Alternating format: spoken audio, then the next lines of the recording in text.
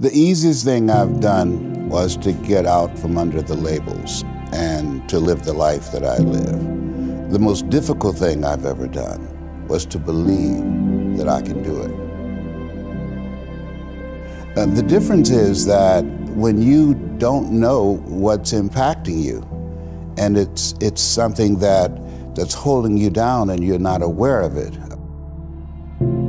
There are things that when you, in my situation, when you live in a dominant culture that is designed to destroy your sense of self and your belief in yourself, and you have to learn ways in which you can begin to connect with this power that you have within yourself to handle where you are. The key is to be constantly in a perpetual process of discovering the truth of who you are and fighting constantly to look for ways in which you can escape the inner conversation. Between ages 0 and 5, we determine what's available to us and what's not available to us. And so that was a defining moment. I knew there are certain things I could not do, certain places I could not go. They used to have signs on Miami Beach that said, Jews, dogs, and coloreds not allowed. And so now you have to operate within the constraints of the dominant society and the things that they've created for you. And it's a challenge to see yourself beyond that and to work to get outside of that even after those laws have changed, because that has become so much a part of you. You unconsciously operate within the parameters of what has been put in place. Like you're driving on the expressway, the 405, and you'll get off on an exit that you weren't going in that direction, but you unconsciously did it because you've done it so many times that many people, because they're not making a conscious, deliberate, determined effort to think outside of what life has thrown at them, they end up doing the same thing over and over and over again. Einstein said that thinking that has brought me this far has created some problems that this thinking can't solve. And so through relationships, through reading, through studies, through goals and dreams beyond your comfort zone, it allows you to begin to live out of your imagination as opposed to out of your history. Disney said, the imagination is a preview of what's to come.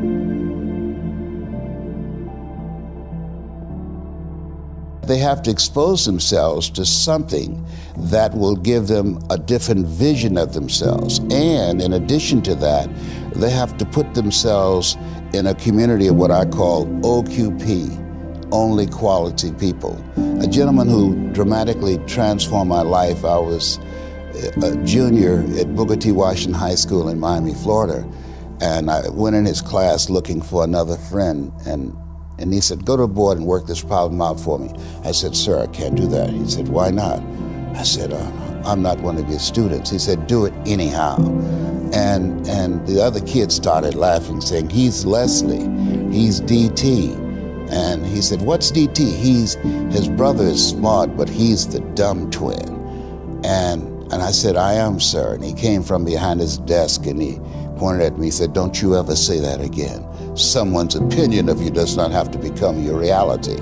And he taught me 3 things. He said, if you want to become successful in life, young man, he said, number 1, you got to change your mindset. He said, you don't get in life what you want, you get in life what you are. Number 2, practice OQP, only quality people. You earn within $2,000 to $3,000 of your closest friends. I found that out. I left all my broke friends. I said, y'all gotta go. Because I used to be so broke, I'd pass a bank and trip the alarm, you know? And the 3rd thing he said, develop your communication skills, because once you open your mouth, you tell the world who you are. He said, those are 3 major things that you want to work on that will liberate you from living in Liberty City, living in poverty in Overtown. It will help to escape out of where you are right now, because I see you watching me and I know you want more. I can see the hunger in your eyes.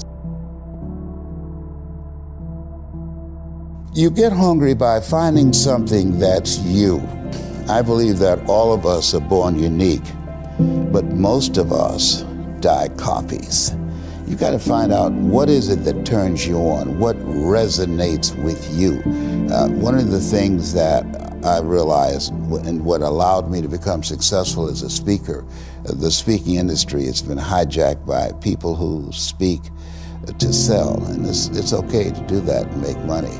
I speak to change lives because somebody spoke and changed my life. So this is my passion. This is my drive. This is something that I feel in my heart. And so the key to that hunger-driven life is a heart-centered life. I didn't do what I'm doing for years because of my programming, because of the culture in which I was raised in. I would see other people with degrees and PhDs and MBAs and credentials I don't have, and I convinced myself I couldn't do it. But Mr. Washington, on that day, we became friends, and he taught me not only someone's opinion of you does not have to determine your reality. He said that you have to work on yourself and you have to have an unstoppable attitude, and no excuse is acceptable, and you got to make it a priority, a non-negotiable in your life, and hold a constant vision of what it is you want to achieve. See it accomplished and go all out. Find a way to win in spite of the setbacks, in spite of the disappointments, in spite of your failures. I tell people when I'm giving presentations, you will fail your way to success. I have a saying, is life knocks you down, try and land on your back, because if you can look up, you can get up. And so those experiences of going after goals that's beyond your comfort zone, and having relationships that will challenge you, and surrounding yourself with coaches and mentors who can take you to a place within yourself that you can't go by yourself because you can't read the label when you're locked in the box.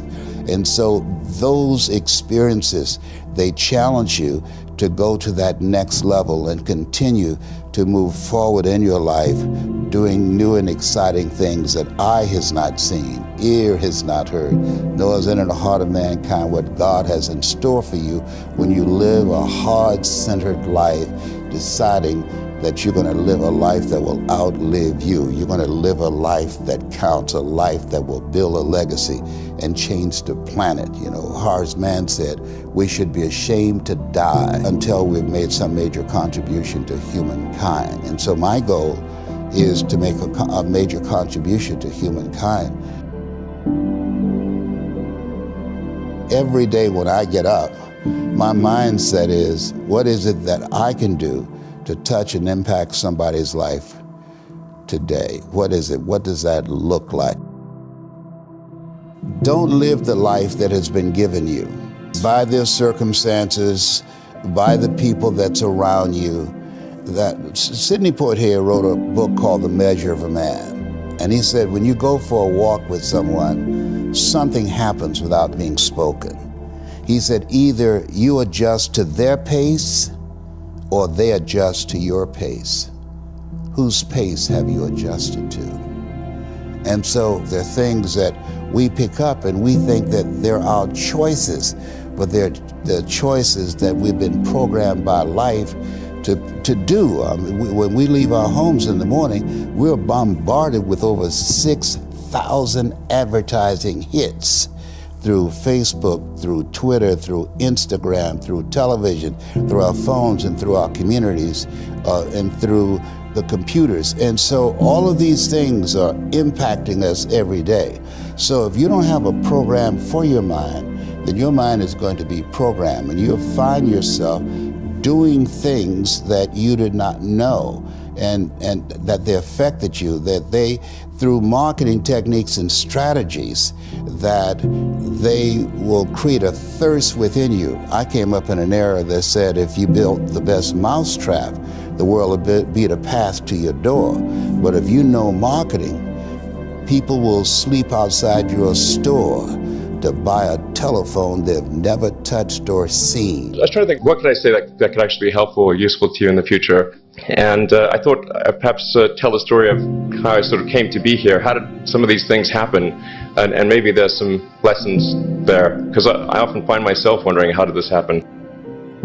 So when I was young, I didn't really know what I was going to do when I got older. People kept asking me, and eventually I thought that the idea of inventing things would be really cool. And the reason I thought that was because I read a quote from Arthur C. Clarke, which said that a sufficiently advanced technology is indistinguishable from magic. And that's really true. If you go back, say 300 years, the things that we take for granted today, you'd be burned at the stake for. You know, being able to fly, that's crazy. Being able to see over long distances, being able to communicate, having effectively, with the internet, a group mind of sorts, and having access to all the world's information instantly from almost anywhere on the earth. This is stuff that really would be magic, or would be considered magic in times past. In fact, I think it actually goes beyond that, because there are many things that we take for granted today that weren't even imagined in times past. They weren't even in the realm of magic. So it actually goes beyond that. So I thought, well, you know, if I can do some of those things, basically if I can advance technology, then that's like magic, and that would be really cool. And I also had sort of a slight existential crisis, because I was trying to figure out what does it all mean? Like, what's the purpose of things? And I came to the conclusion that if we can advance the knowledge of the world, if we can do things that expand the scope and scale of consciousness, then we're better able to ask the right questions and become more enlightened. And that's really the only way forward. So I studied physics and business, because I figured in order to do a lot of these things, you need to know how the universe works, and you need to know how the economy works. And you also need to be able to bring a lot of people together to work with you to create something, because it's very difficult to do something as an individual if it's a significant technology. So I originally came out to California to try to figure out how to improve the energy density of electric vehicles, basically to try to figure out if there was an advanced capacitor that could serve as an alternative to batteries. That was in '95, and that's also when the internet started to happen. And I thought, well, I can either pursue this technology where success may not be one of the possible outcomes, which is always tricky, or participate in the internet and be part of it. So I decided to drop out. Did some internet stuff. Did a few things here and there. One of which was PayPal. And I think maybe it's helpful to say one of the things that was important then in the creation of PayPal was kind of how it started, because the initial thought was with PayPal was to create an agglomeration of financial services. So you have one place where all of your financial services needs would be seamlessly integrated and work smoothly. And then we had like a little feature which was to do email payments. And whenever we'd show the system off to someone, we'd show the hard part, which was the agglomeration of financial services, which was quite difficult to put together. Nobody was interested. Then we'd show people email payments, which was actually quite easy, and everybody was interested. So this is, I think it's important to take feedback from your environment. You know, you want to be as closed loop as possible. So we focused on email payments and really try to make that work, and that's what really got things to take off. But if we hadn't responded to what people said, then we probably would not have been successful. So it's important to look for things like that and focus on them when you see them, and correct your prior assumptions. And then going from PayPal, I thought, well, what are some of the other problems that are likely to most affect the future of humanity? It really wasn't from the perspective of what's the rank-ordered best way to make money, which is okay, but it was really what I think is going to most affect the future of humanity. So I think the biggest terrestrial problem we've got is sustainable energy, but the production and consumption of energy in a sustainable manner. If we don't solve that this century, we're in deep trouble. And then the other one being the extension of life beyond Earth to make life multiplanetary. So The latter is the basis for SpaceX, and the former is the basis for Tesla and Solar City. And when I started SpaceX, initially I thought that, well, there's no way one could possibly start a rocket company. I wasn't that crazy. I thought, well, what is a way to increase NASA's budget? That was actually my initial goal. So I thought, well, if we can do a low-cost mission to Mars, something called Mars Oasis, which would land seeds in dehydrated nutrient gel, and you hydrate them upon landing, and then you'd have this great sort of money shot of green plants on a red background. The public tends to respond to precedents and superlatives, and this would be the first life on Mars, the furthest that life's ever traveled, as far as we know. And I thought, well, that would get people really excited, and therefore increase NASA's budget. So obviously, the financial outcome from such a mission would probably be zero. So anything better than that was on the upside. So I actually went to Russia 3 times to look at buying a refurbished ICBM, because that was the best deal. And I can tell you it was very weird going there in late 2001, 2002, going to the Russian rocket forces and saying, I'd like to buy 2 of your biggest rockets, but you can keep the nuke. That's a lot more. They thought I was crazy, but I did have money, so that was okay. After making several trips to Russia, I came to the conclusion that actually my initial impression was wrong, because my initial thought was, well, that there's not enough will to explore and expand beyond Earth and have a Mars base and that kind of thing. But I came to the conclusion that that was wrong. In fact, there's plenty of will, particularly in the United States, because the United States is a nation of explorers, of people who came here from other parts of the world. I think the United States is really a distillation of the spirit of human exploration. But if people think it's impossible, or it's going to completely break the federal budget, then they're not going to do it. So after my 3rd trip, I said, okay, well, what we really need to do here is try to solve the space transport problem, and started SpaceX. And this was against the advice of pretty much everyone I talked to. One friend made me sit down and watch a bunch of videos of rockets blowing up. Let me tell you, he wasn't far wrong. It was tough going there in the beginning, because I'd never built anything physical. I mean, I'd built like little model rockets as a kid and that kind of thing, but I'd never had a company that built anything physical. So I had to figure out how to do all these things and bring together the right team of people. And so we did all that and then failed 3 times. It was tough going. Because the thing about a rocket is the passing grade is 100%. And you don't get to actually test the rocket in the real environment that it's going to be in. So I think the best analogy for rocket engineering is like if you want to create a really complicated bit of software, you can't run the software as an integrated whole, and you can't run it on the computer it's intended to run on. But the first time you put it all together and run it on that computer, it must run with no bugs. That's basically the essence of it. So we missed the mark there. The first launch, I was picking up bits of rocket near the launch site. It was a bit sad. But we learned with each successive flight, and we're able to, eventually with the 4th flight in 2008, reach orbit.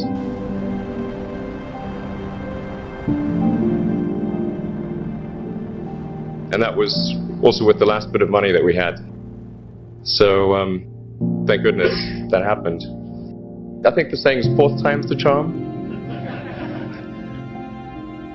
So we got the Falcon 1 to orbit, and then began to scale that up to the Falcon 9, which is about an order of magnitude more thrust. It's around 1 million pounds of thrust. And we managed to get that to orbit, and then developed a Dragon spacecraft, which recently was able to dock and return to Earth from the space station. That was a white-knuckled event. It's a huge relief. Still can't quite believe it actually happened.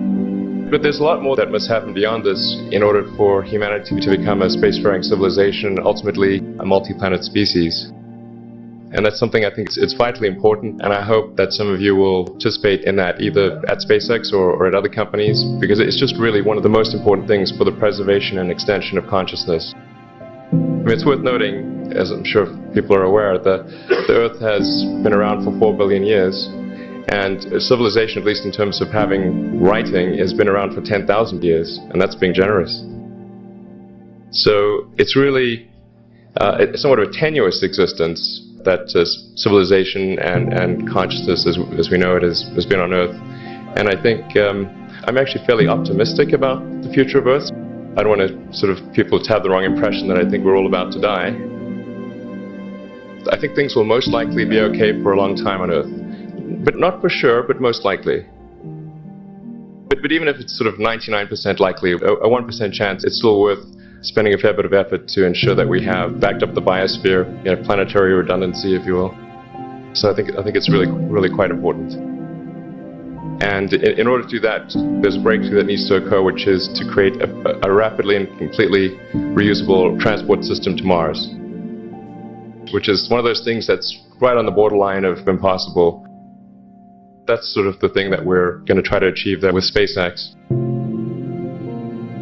And then on the Tesla front, the goal with Tesla was really to try to show what electric cars can do, because people had the wrong impression. We had to change people's perception of an electric vehicle, because they used to think of it as something that was slow and ugly and had low range, kind of like a golf cart.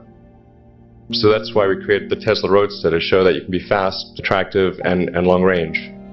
And it's amazing how, even though you can show that something works on paper and the calculations are very clear, until you actually have the physical object and they can drive it, it doesn't really sink in for people. So that, I think, is something worth noting. If you're going to create a company, the first thing you should try to do is create a working prototype. Everything looks great on PowerPoint. You can make anything work on PowerPoint, but if you have an actual demonstration article, even if it's in primitive form, that's much more effective for convincing people. After we made the Tesla Roadster, people said, "Oh, sure. We always knew you could make a car like that. It's an expensive car, and it's low volume, and it's small and all that, but you couldn't make a real car." Like, okay, fine, you got to make that too. But I think the overarching point I want to make is that you guys are the magicians of the 21st century. Don't let anything hold you back. Imagination is the limit, and go out there and create some magic. Thank you. Sit on your bed one day and ask yourself, what remarkably stupid things am I doing on a regular basis to absolutely screw up my life? And if you actually ask that question, but you have to want to know the answer, right? Because that's actually what asking the question means. It doesn't mean just mouthing the words. It means you have to decide that you want to know. You'll figure that's out so fast it'll make your hair curl. There's no better pathway to self-realization and the ennoblement of being than to posit the highest good that you can conceive of and commit yourself to it. And then you might also ask yourself, and this is definitely worth asking, is do you really have anything better to do? And if you don't, well, why would you do anything else? If you orient yourself properly and then pay attention to what you do every day, that works. And I actually think that that's in accordance with what we have come to understand about human perception, because what happens is that the world shifts itself around your aim. Because you're a creature that has an aim. You have to have an aim in order to do something. You're an aiming creature. You look at a point and you move towards it. It's built right into you. And so you have an aim. Well, let's say your aim is the highest possible aim. Well then, so that sets up the world around you. It organizes all of your perceptions. It organizes what you see and you don't see. It organizes your emotions and your motivations. So you organize yourself around that aim, and then what happens is the day manifests itself as a set of challenges and problems, and if you solve them properly, then you stay on the pathway towards that aim, and you can concentrate on the day, and so that way you get to have your cake and eat it too, because you can point into the distance, the far distance, and you can live in the day. And it seems to me that that makes every moment of the day supercharged with meaning. That's how, because if everything that you're doing every day is related to the highest possible aim that you can conceptualize, well, that's the very definition of the meaning that would sustain you in your life. Well, and then the issue is, well, back to Noah. Well, all hell's about to break loose and chaos is coming. It's like when that's happening in your life, you might want to be doing something that you regard as truly worthwhile. Because that's what will keep you afloat when everything is flooded. And you don't want to wait until the flood comes. Just start doing that, because if your ark's half built and you don't know how to captain it, the probability is very high that you'll drown. Ask and it shall be given you. Seek and ye shall find. Knock and it shall be opened unto you. For everyone that asketh receiveth, and he that seeketh findeth, and to him that knocketh it shall be opened. That sounded pretty optimistic again. But again, I think it's a description of the structure of existential reality, and by which I mean, when I'm in my clinical practice and I observe, and this is also the case with my students, is, let's say, people's lives aren't what they would like them to be. And so then you ask, why? Well, forget about tragedy and catastrophe, because that's self-evident, and we're not going to discuss that. Although the degree to which you bring about your own tragedy is always indeterminate. But I would never say that every terrible thing that is visited on a person is something they deserved. I think that that's a very dangerous presupposition, especially because everyone gets sick and everyone dies.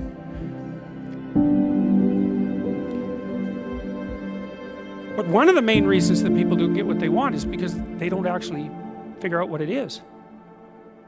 And the probability that you're going to get what would be good for you, let's say, which would even be better than what you want, right? Because, you might be wrong about what you want easily. But maybe you could get what would really be good for you. Well, why don't you? Well, because you don't try. You don't think, okay, here's what I would like if I could have it. And I don't mean in a way that you manipulate the world to force it to deliver you goods for status or something like that. That isn't what I mean. I mean something like, imagine that you were taking care of yourself like you were someone you actually cared for. And then you thought, okay, I'm caring for this person. I would like things to go as well for them as possible. What would their life have to be like in order for that to be the case? Well, people don't do that. They don't sit down and think, all right, let's figure it out. You've got a life. It's hard, obviously. It's like 3 years from now, you can have what you need. You got to be careful about it. You can't have everything. You can have what would be good for you, but you have to figure out what it is, and then you have to aim at it. Well, my experience with people has been if they figure out what it is that would be good for them, and then they aim at it, then they get it. And it's strange because it's a strange thing. It's not quite that simple because, you may formulate an idea about what would be good for you, and then you take 10 steps towards that, and you find out that your formulation was a bit off, and so you have to reformulate your goal. So you're kind of going like this as you move towards the goal. But a huge part of the reason that people fail is because they don't ever set up the criteria for success. And so, since success is a very narrow line and very unlikely, the probability that you're going to stumble on it randomly is 0. And so there's a proposition here, and the proposition is, if you actually want something, you can have it. Now the question then would be, well, what do you mean by actually want? And the answer is that you reorient your life in every possible way to make the probability that that will occur as certain as possible. And that's a sacrificial idea, right? It's like, you don't get everything. Obviously. But maybe you can have what you need. And maybe all you have to do to get it is ask. But asking isn't a whim or today's wish. It's like, you have to be deadly serious about it. You have to think, okay, like, I'm taking stock of myself. And if I was going to live properly in the world and I was going to set myself up such that being would justify itself in my estimation, and I don't mean as a harsh judge, exactly what is it that I would aim at? And so the issue is not so much the blindness of others, even though there's as much blindness among others as there is for you. But the issue here, the advice here, the description here is, you should be concerned about what's interfering with your own vision first. And you should leave other people the hell alone in relationship to that. And so if your mode of being in the world is, if you would just act better, things would improve for me, or if you identify the evil and the catastrophe as something that's outside, that someone else needs to fix, or that someone else is responsible for, then you're not going to fix that. And you're going to remain blind to the things that you're doing and not doing that make things not go well. And so it's just better to think, all right, I'm probably blind in many, many ways. And maybe there are some ways that I can rectify that, because it's highly probable that you're blind in all sorts of ways. I mean, in fact, it's virtually certain. And so it's just more useful to think, how is it that I'm wrong in this situation? I'll tell you something that I learned to do when I was arguing with my wife, which happened quite frequently, because when you actually communicate with people, you find out that there's many things that you don't agree on, and that's because you're actually different creatures. And so if you're actually going to have a truthful conversation, then you're going to find out that you don't see things the same way, and then you can either pretend that that's not the case and gloss over it and then end up in a 30-year silent war, or you can have the damn fight when you need to have it and see if you can straighten it out. So now and then we'd get in a situation where we were at loggerheads, we couldn't move. And, it would spiral up into hate speech, let's say. Because, yeah, everyone laughs because they know they manifest plenty of hate speech towards those they love. So one of the things we learned to do was, when we hit an impasse, was to separate and to go our own ways and to go sit and think, okay, look, we're at this unpleasant situation. We can't figure out how to move forward. I'd always think, of course it's her fault. Obviously it's her fault. At least 95%. But maybe there was something I did that contributed like 5% to it. The amount of information that's been created from the dawn of humanity, since human beings walked this planet to the year 2003, which is only, a decade and a half ago, that amount of information, how long does it take to create that nowadays? 2 days. The amount of information is doubling at dizzying speeds, but how we learn it, how we absorb it, focus, retain it, apply it, is pretty much flatline. And that growing gap creates something called anxiety. They call it information fatigue syndrome, because everything's a syndrome, right? Yeah. Higher blood pressure, compression of leisure time, more sleeplessness. Because we live in an age where, electric cars and spaceships that are going to Mars, but our vehicle of choice when it comes to learning and education is like a horse and buggy. Like the education system we all grew up with the 20th century education that prepared us for a 20th century world, which at the turn of the 20th century was working in farms and factories. And that's what the education was. It was assembly line, cookie cutter, one size fits all. But now we live in a world where the world's changing so much. Someone graduating school today is going to have 8 to 14 different careers. Can you imagine that? Not jobs, but different careers, because we don't know where the world's going to be. So your ability to outlearn, outthink, outperform, that's your greatest advantage. If there's one skill to master in the 21st century, it's your ability to learn rapidly, to be able to keep up. So digital overload. The second digital supervillain today that I think is a health threat to everyone listening, whether you're an entrepreneur, you're a parent, you're a high achiever, is this thing called digital distraction. Think about all the social media alerts, the app updates. Our minds are being fried because we're getting these dopamine fixes all the time. Do you know how often the average person opens up Instagram? It's now 150 times. And then if you guys are opening up less, that means somebody's opening up a whole lot more. But that's by design, right? Because every like, share, comment, you get this dopamine flood, and it drives our habits and our addiction, if you will. And we talk a lot about routines, and now we're going to talk about how to jumpstart your brain, morning routine, evening routines, because really the success that everyone is desiring, it's hidden in our daily habits. Right? First you create your habits, and then your habits create you. But one of the things that a bad habit, the most successful people, they have their to-do list, and we all have our to-do list. But I've also noticed that some of the highest achievers, they have a not to-do list. You know what I mean? They have a list of non-negotiable things they will not indulge in, because, we've all read the book Good to Great. You say no to good so you can say yes to great, right? And a lot of times when you get more and more successful, you suffer from this opportunity stress. right? You get more and more offers, more and more opportunity, and you can't say yes to everything. And that's a big challenge because then you have so many windows open on your computer.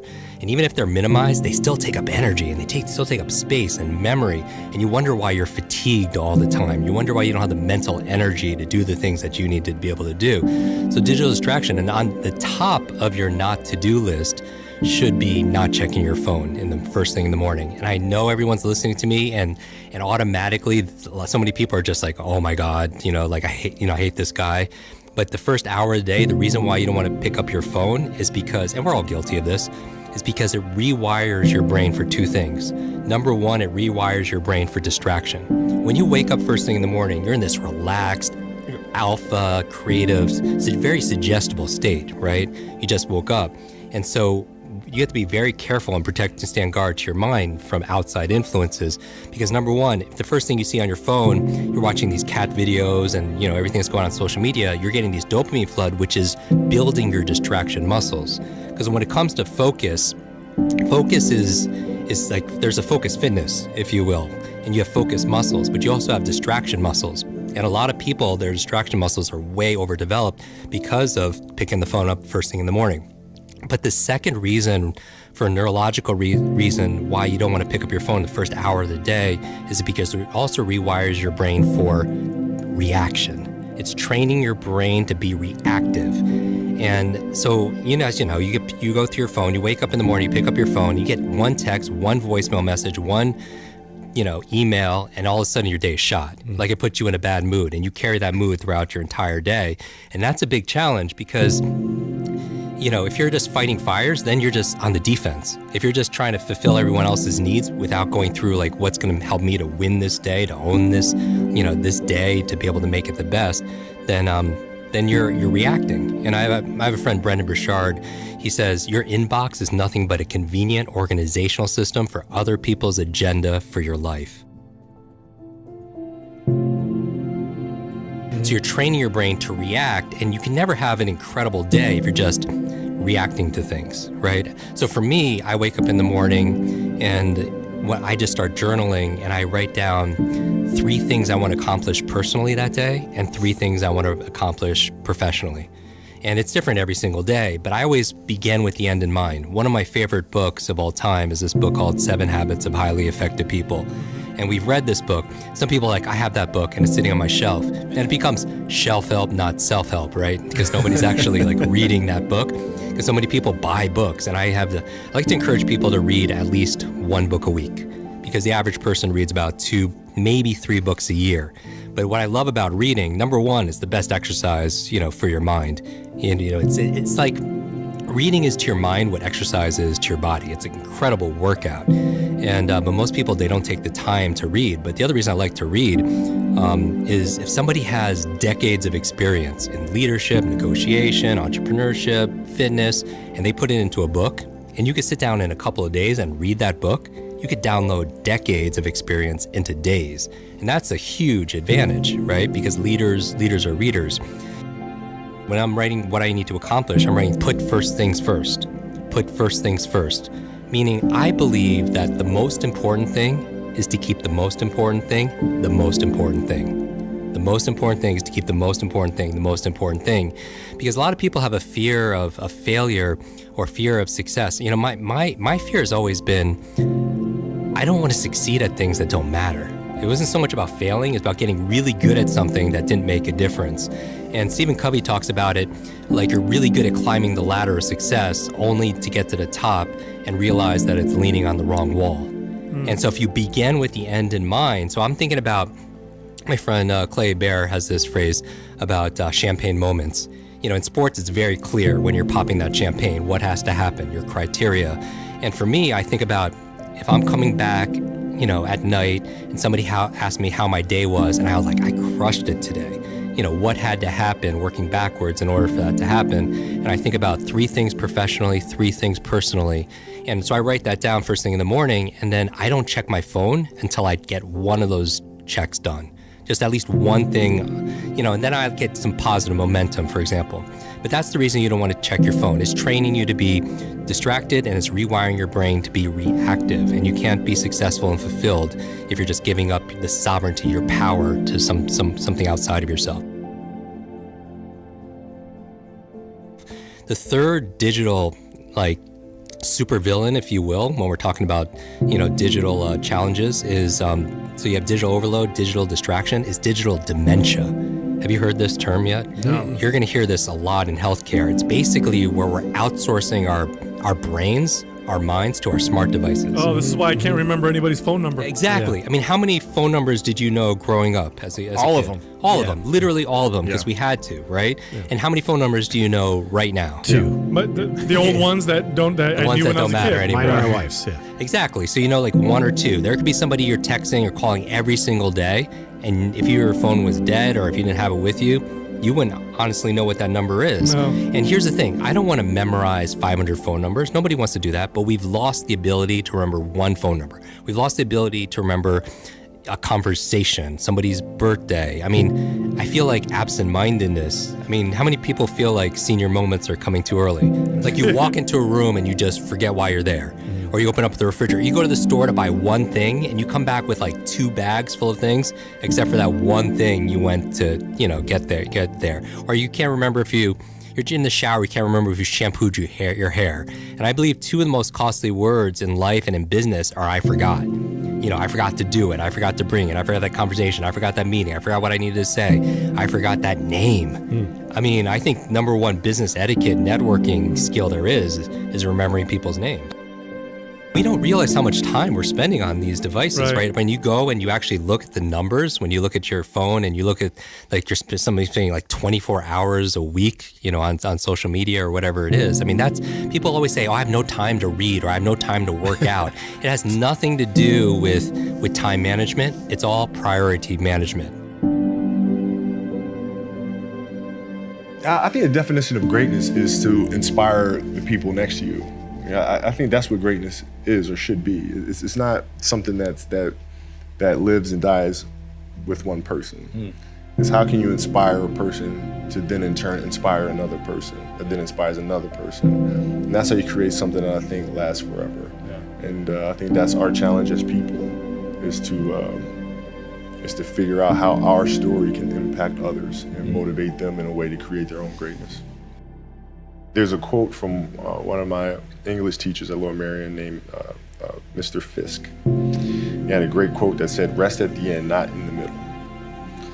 And that's something I always live by. You know, I'm not gonna rest, I'm gonna keep on pushing now. There are a lot of answers that I don't have, even questions that I don't have. But I'm just gonna keep going. I'm just gonna keep going, and I'll figure these things out as we go, right? And you just continue to build that way. So I try to live by that all the time. And what brings you the most joy right now? Being with my family. Really? That is the most fun.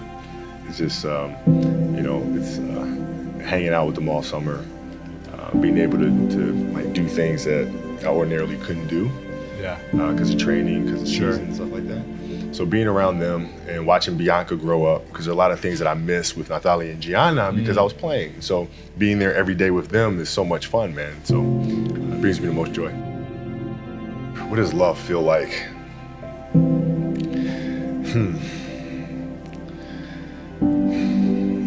Happiness is such a... I think I would describe love as happiness. I think I'd describe it as a beautiful journey. You know, it has its ups and downs, right? Whether it's in marriage, whether it's in the career, you know, things are never perfect. But through love, you continue to persevere and you move through them. And then through that storm, beautiful sun emerges. Yeah. Right? And inevitably another storm comes. And guess what? You ride that one out too. Yeah. So I think love is a certain determination and persistence to go through the good times and the bad times with the someone or something that you truly love.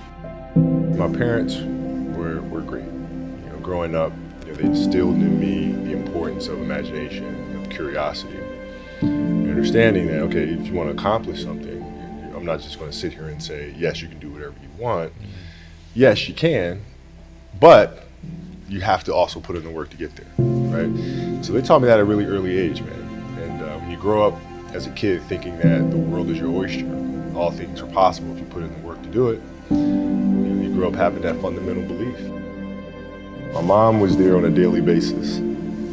My father was really influential at a really critical time where I had a summer where I played basketball when I was like 10 or 11 years old, in a very prominent summer league in Philadelphia called the Sunny Hill League. Where my father played, my uncle played, and they were like all-time greats and some stuff. And Wilt Chamberlain played in the league, Earl Monroe played in the league. And here I come playing, and I don't score 1 point the entire summer.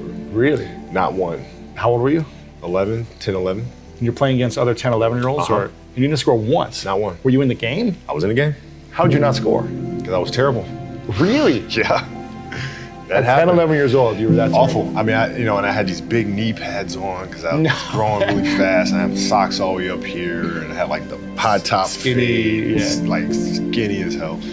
And I scored not a free throw, not a lucky shot, not a breakaway layup, 0 points. And I remember crying about it and being upset about it. And my father just gave me a hug and said, "Listen, whether you score 0 or score 60, I'm gonna love you no matter what." Wow. Now that is the most important thing that you can say to a child. Because from there, I was like, okay, that gives me all the confidence in the world to fail. I have the security there. But to hell with that, I'm scoring 60. Let's go. Right. And from there, I just went to work. And I stayed with it, and I kept practicing. When you're in this culture in our society, you can do some phenomenal things individually, but they'll never reach their full potential unless you do them collectively. And you have to figure out how to do that. The challenge for me was always compassion and empathy. I think about 2009, things started changing for me. I started really making a conscious effort to better understand.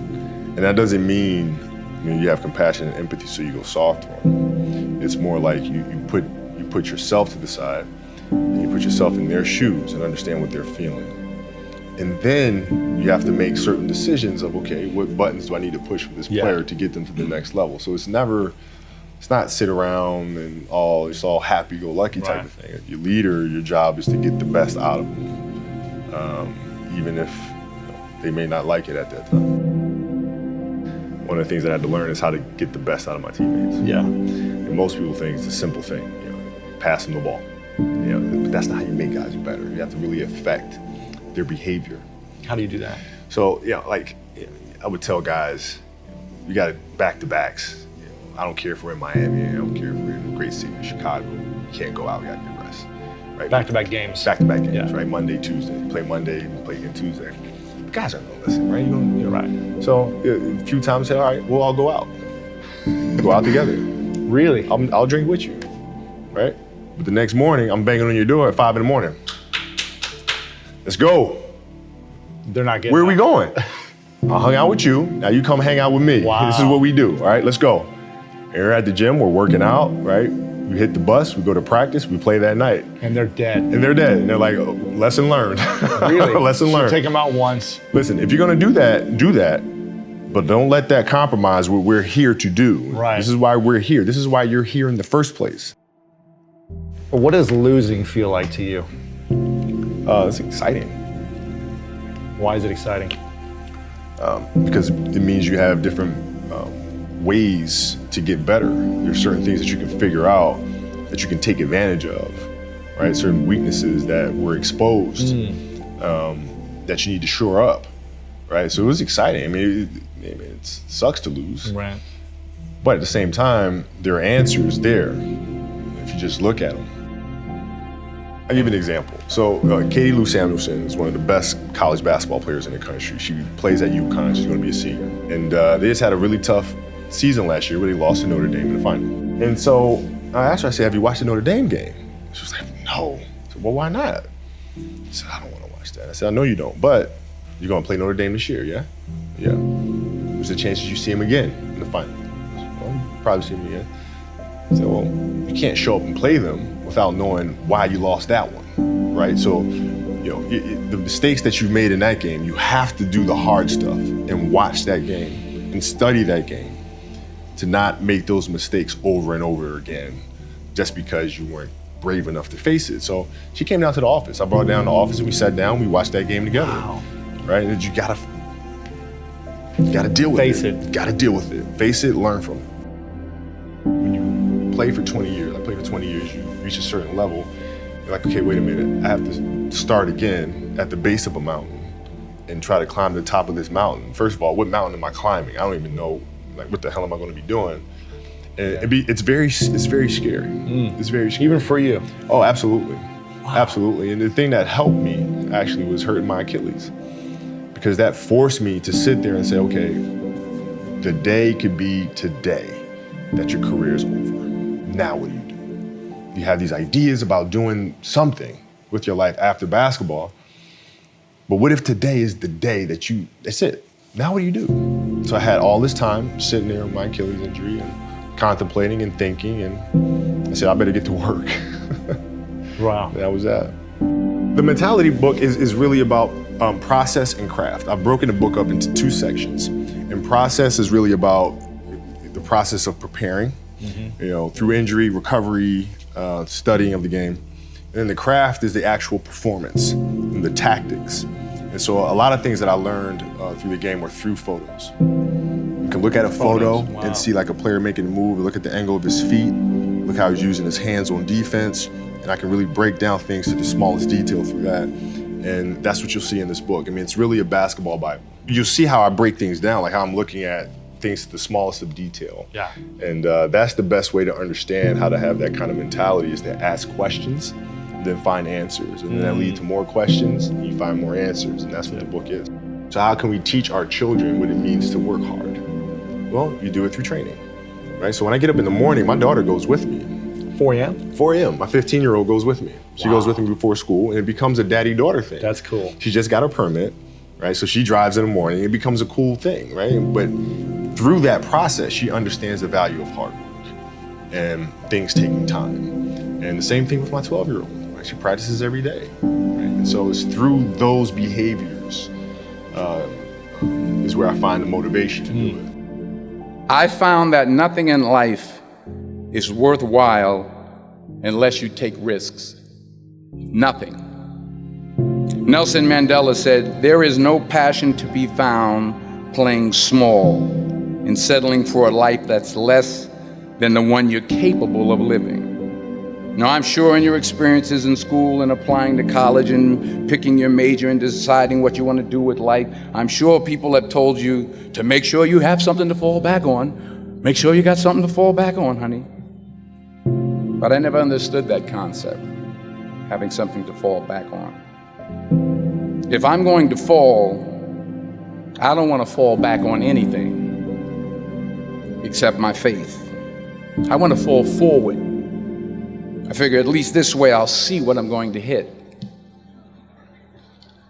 Fall forward. This is what I mean. Reggie Jackson struck out 2,600 times in his career, the most in the history of baseball. But you don't hear about the strikeouts. People remember the home runs.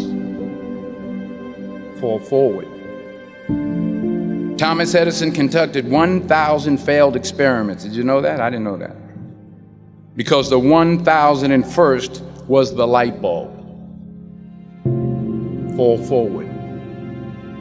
Every failed experiment is one step closer to success. You've got to take risks, and I'm sure you've probably heard that before, but I want to talk to you about why that's so important. First, you will fail at some point in your life. Accept it. You will lose. You will embarrass yourself. You will suck at something. There's no doubt about it. And I know that's probably not a traditional message for a graduation ceremony, but hey, I'm telling you, embrace it, because it's inevitable. And I should know. In the acting business, you fail all the time. Early on in my career, I auditioned for a part in a Broadway musical. Perfect role for me, I thought, except for the fact that I can't sing. So I'm in the wings, I'm about to go on stage, but the guy in front of me, he's singing like Pavarotti. He's just, he's just going on and on and on. And I'm just shrinking, I'm getting smaller and smaller. So they say, oh, thank you very much, and you'll be hearing from us. So I come out with my little sheet music, and it was Just My Imagination by the Temptations. That's what I came up with. So I hand it to the accompanist, and she looks at it and looks at me and looks out at the director and was like, all right. So I start, I'm gonna sing. I'm like, it's just my imagination once again, and then coming away with me. And I'm not saying anything, so I'm thinking I'm getting better. So I just start getting into it. It was just running. This, oh yeah, thank you very much, Mr. Washington. Thank you. So I assumed I didn't get the job. But the next part of the audition, he called me back. The next part of the audition is the acting part of the audition. So I'm like, hey, okay, maybe I can't sing, but I know I can act. So they pair me with this guy, and again, I didn't know about musical theater. And musical theater is big, so they can reach everyone all the way in the back of the stadium. And I'm more from a realistic, naturalistic kind of acting where you actually talk to the person next to you. So I don't know what my line was. My line was, well, hand me the cup. And his line was, well, I will hand you the cup, my dear. The cup will be there to be handed to you. I said, oh, okay. Well, should I give you the cup back? Oh, yes, you should give it back to me because you know that is my cup and it should be given back to me. I didn't get the job. But here's the thing. I didn't quit. I didn't fall back. I walked out of there to prepare for the next audition, and the next audition, and the next audition. I prayed. I prayed, and I prayed. But I continued to fail, and fail, and fail. But it didn't matter, because you know what? There's an old saying, you hang around the barbershop long enough, sooner or later you're gonna get a haircut. So you will catch a break, and I did catch a break. Last year, I did a play called Fences on Broadway. Someone talked about it. Won the Tony Award. And I didn't have to sing, by the way. But here's the kicker. It was at the Court Theater. It was at the same theater that I failed that first audition 30 years prior. The point is, every graduate here today has the training and the talent to succeed. But do you have the guts to fail? Here's my second point about failure. If you don't fail, you're not even trying. I'll say it again. If you don't fail, you're not even trying. My wife told me this great expression. To get something you never had, you have to do something you never did. Les Brown's a motivational speaker. He made an analogy about this. He says, imagine you're on your deathbed, and standing around your deathbed are the ghosts representing your unfulfilled potential. The ghost of the ideas you never acted on. The ghost of the talents you didn't use. And they're standing around your bed, angry, disappointed, and upset. They say, we came to you because you could have brought us to life, they say. And now we have to go to the grave together. So I ask you today, how many ghosts are going to be around your bed when your time comes? You've invested a lot in your education, and people have invested in you. And let me tell you, the world needs your talents. Man, does it ever. I just got back from Africa like 2 days ago, so if I'm rambling on, it's because I'm jet lagged. I just got back from South Africa. It's a beautiful country, but there are places there with terrible poverty that need help. And Africa is just the tip of the iceberg. The Middle East needs your help. Japan needs your help. Alabama needs your help. Tennessee needs your help. Louisiana needs your help. Philadelphia needs your help. The world needs a lot, and we need it from you. We really do. We need it from you young people. I mean, I'm not speaking for the rest of us up here, but I know I'm getting a little grayer. We need it from you, the young people. So you gotta get out there, you gotta give it everything you got, whether it's your time, your talent, your prayers, or your treasures. Because remember this, you will never see a U-Haul behind a hearse. You will never see a U-Haul behind a hearse. You can't take it with you. The Egyptians tried it, and all they got was robbed. So the question is, what are you going to do with what you have? I'm not talking about how much you have. Some of you are business majors, some of you are theologians, nurses, sociologists, some of you have money, some of you have patience, some of you have kindness, some of you have love, some of you have the gift of long suffering, whatever it is, whatever your gift is. What are you going to do with what you have? All right, now here's my last point about failure. Sometimes it's the best way to figure out where you're going. Your life will never be a straight path. I began at Fordham University as a pre-med student. I took a course called cardiac morphogenesis. I still can't say it. Cardiac morphogenesis. I couldn't read it, I couldn't say it, I sure couldn't pass it. So then I decided to go into pre-law, then journalism. And with no academic focus, my grades took off in their own direction. Yeah, down. I was a 1.8 GPA one semester, and the university very politely suggested that it might be better to take some time off. I was 20 years old, I was at my lowest point.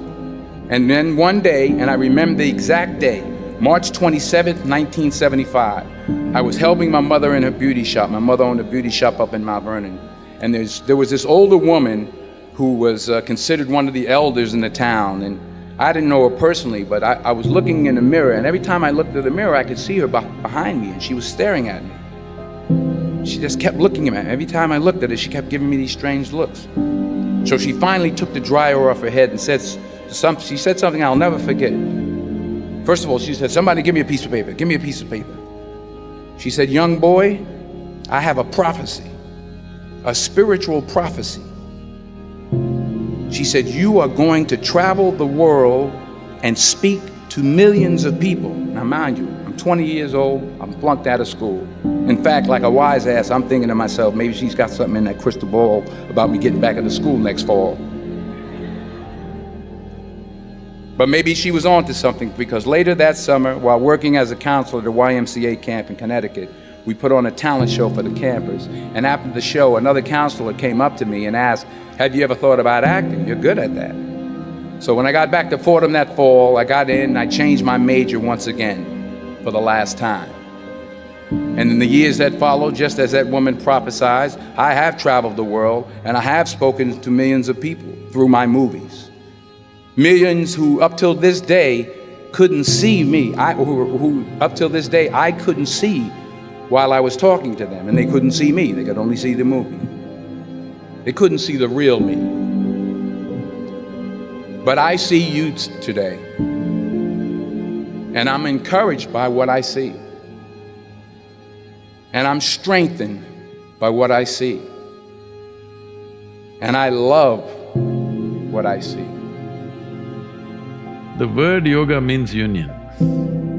Union means whether you are aware of it or you're not aware of it, right now you're happening here as a part of everything else. What the trees exhale, you're inhaling. What you exhale, the trees are inhaling. Not just on the level of respiration, on all levels this is happening. What you think as myself is just a psychological boundary that you have set up. So yoga means consciously obliterating the boundaries of your individuality. So if you sit here, if you experience everything around you as myself, this is yoga. If you experience all this as myself, do you need morality? Be good to people, don't harm them, don't do this, don't do that, would it be necessary? No. Did anybody teach you out of these 5 fingers, this is a small finger, don't cut it off? Is there a morality needed like that? Anything that you feel is a part of yourself, with that you don't need any values, ethics, morals, nothing, because it's a part of you. This is what yoga means. You experience everything as a part of you. When somebody experiences the whole universe as a part of himself, then we say he is a yogi. Charles Darwin said that you evolved out of a monkey. You were a monkey, then you became a man. Some of the genetic scientists are saying this, that the difference, the DNA difference between a chimpanzee and you is only 1.23%. So in that sense, physiologically you're only 1.23% away from a chimpanzee. Not a big difference, isn't it? A shade, it's just a shade of difference. But in terms of intelligence and awareness, you are worlds apart from a chimpanzee. So your problem is just this, you have an intelligence for which you don't have a stable enough platform, and that's why yoga. To create a stable platform so that your intelligence works for you. Right now, you may call it so many things, so many exotic names have come up. Stress, tension, anxiety, depression, madness, all kinds of things. All this essentially what it means is, your intelligence has turned against you, that's all. You can give any number of reasons, but essentially, your intelligence has turned against you. If your intelligence was working for you, would you create blissfulness or misery? This is all. Why your intelligence has turned against you? There's no stable enough base. So the entire yogic system is about this, that you create a stable base so that your intelligence works for you. If your intelligence turns against you, no power in the universe is going to save you, you are a done thing. If you become what you make up, unfortunate, isn't it? Yeah. Your thoughts belong to you or you belong to the thoughts, you must make up your mind. They can be dangerous, those thoughts. They're not dangerous, they're fantastic. Only thing is, fantastic things mishandled can kill you. A car can kill you, isn't it? It's a wonderful thing, an automobile. It's made our lives. If you handle it irresponsibly, it kills you. Every possibility is like this. Every possibility, if you do not harness it, it becomes a problem. So the same goes for your cerebral capability. If you do not harness it, it's a serious problem. It's taking away 80% of the human beings are simply suffering. They don't need any outside help. They're on self-help. To understand, when I say I'm thinking this, another word, another way of saying it is, I'm making up this, I'm making up that. You can make up whatever you want, as long as you enjoy it. To transform your life, you want to do it in 2 minutes. So is that what your life is worth? So if your life is worthwhile, is it not important that you invest a certain amount of time and energy rather than looking for this stupid stuff of one mantra with which I will transform my life? It will not happen like that. That's the reason why most people have remained the way they have remained, because they've not invested in their well-being. So it's a serious long-term investment. It is not long-term. I would say, if I ask you, is your life worthwhile enough to invest 30 to 32 hours of focused time to bring some basic transformation within you? If I teach you a way where you can manage your chemistry the way you want, but we need 32 hours of focused time, do you think your life is valuable enough for that much investment, I'm asking? Yes. Then you must invest, that's what is called in an engineering program. It's 32 hours of focused time. We can format it in different ways, but that much investment has to go in. See, all human experience comes from within, isn't it? I don't know what kind of geniuses thought these things. I know in America there must be 1 million books telling you how to, milk happiness from something else or somebody else but all human experience is generated from within. What comes from within you must be the way you want it, isn't it? Isn't that simple enough, I'm asking? What comes from around you may not be the way you want it, but what comes from within you must be the way you want it. If whatever happens within you the way you want it, will you be blissed out or miserable? Blissed out. See, most people understand complexity as intelligence. If they make themselves difficult, they are supposed to be intelligent. Making a simple thing difficult is not intelligence. Making a very complex thing simple is intelligence, isn't it? So wrong sense of intelligence, idea of intelligence has entered people's minds. They think if they make a problem out of every solution, they're intelligent. No, no. If you find solutions for every problem, that is intelligence. That's my understanding. So essentially, this whole attitude and questioning and this kind of thing has happened to the world in a big way because our education is confusing people to make them believe that memory is intelligence. Memory is not intelligence. Memory is useful as data, but intelligence is a different dimension. We have gobbled this up, that we have made children believe from a very early age, if you remember something, you're smart. No, no. A tape recorder can remember everything. This camera can remember everything. This doesn't mean it's intelligent. So, one major aspect of my work is to separate these two. Within your experience, your memory and your intelligence are two different things. If you have an intelligence which is unsullied by memory, you will see everything just the way it is. But if you look at everything through the filters of your memory, everything is prejudiced. People who ask, all this is fine, but what's the takeaway? They want a commandment. We are talking about consciousness. Commandments won't fly. Commandments means you're trying to fix your life. Consciousness means you want to liberate your life. My intention is you must liberate your life. People come and say, Sadhguru, please teach us how to control my mind. I say, you want your mind controlled or liberated? Oh, yes, liberated, but how to control? Because they think that intelligence is a serious problem and it's been in their lives. So what is the solution? If you remove a part of your brain, you will be fine. You're essentially complaining, I wish I had the brain of an earthworm, this human brain I am not able to handle. Yes, that is a fact. We have come to a place where to grow our food, we need chemicals. To be healthful, we need chemicals. Today, 70% of the population is on prescription medication of some sort. To be peaceful, we need chemicals. To be joyful, we need chemicals. To be ecstatic, of course, you have ecstasy.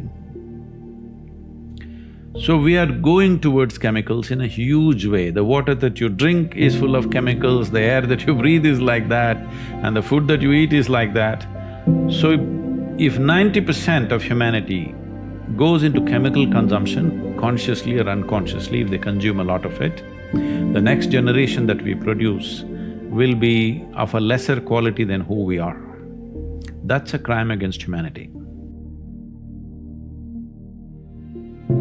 What I'm saying is, the important thing about life, whether it's a grasshopper out there or you, both of us are striving to be the fullest possible life that we can be. A grasshopper is trying to be a full-fledged grasshopper, a human being is trying to be a full-fledged human being. So suppose you cut off one of grasshopper's legs which is supposed to hop, the hopping leg, if you take it off, have you enhanced its life, I'm asking you? No. So similarly for a human being, if you take away any of his faculties in any way, even temporarily, have you enhanced his life? No. So intoxication is just that. It is taking away your faculties for a period of time, but if you continuously do it, it'll take it away for your life. So you're taking away or subjugating your faculties for a little bit of pleasure, or maybe a lot of pleasure, however you wish to describe it. But the important thing is you're taking a backward step with life, because life can only be enhanced by sharpening and increasing our faculties, not by decreasing our faculties. Our ability to be active physically, mentally, emotionally, spiritually, if this is in any way crippled, this means we are taking a backward step. though there may be pleasure attached to it. Every human being wants his life enhanced. If you don't show them proper ways to enhance, they will find shortcuts. See, a man who goes to the bar and a man who goes to a church or a temple or a whatever, they're seeking the same thing. They're trying to enhance their life, isn't it? If you do not show them a proper way, they will take whatever ways are available on the street, that's all. That's why I'm saying it's not a moral issue for me. It is just that it sets you backward. You want to go forward, but it sets you backward. Most people can't concentrate because they've never been taught how to concentrate and they don't practice it. So if we don't learn to concentrate and we don't practice it, well, obviously you can't practice something you haven't learned, then how can you be good at it? And what we practice all the time is distraction. So the more you practice distraction, the better you become at it. And people are masters at distraction. People think technology is distracting. You know, I've had so many people come up to me, hold their cell phones up to my face and go, "These things are ruining our lives." And I go, no, these things are not ruining our life. This is a beautiful piece of technology. What's ruining your life is your inability to exercise discipline around the use of it. So the idea is that you use technology as opposed to technology uses you. In the same way, you know, if you look at your whole day, how do we integrate the practice of concentration throughout everything that we do? The one way I tell people to practice concentration is doing one thing at a time. So giving someone your undivided attention is a great way to practice concentration. Every time I speak with my wife, I give her my undivided attention.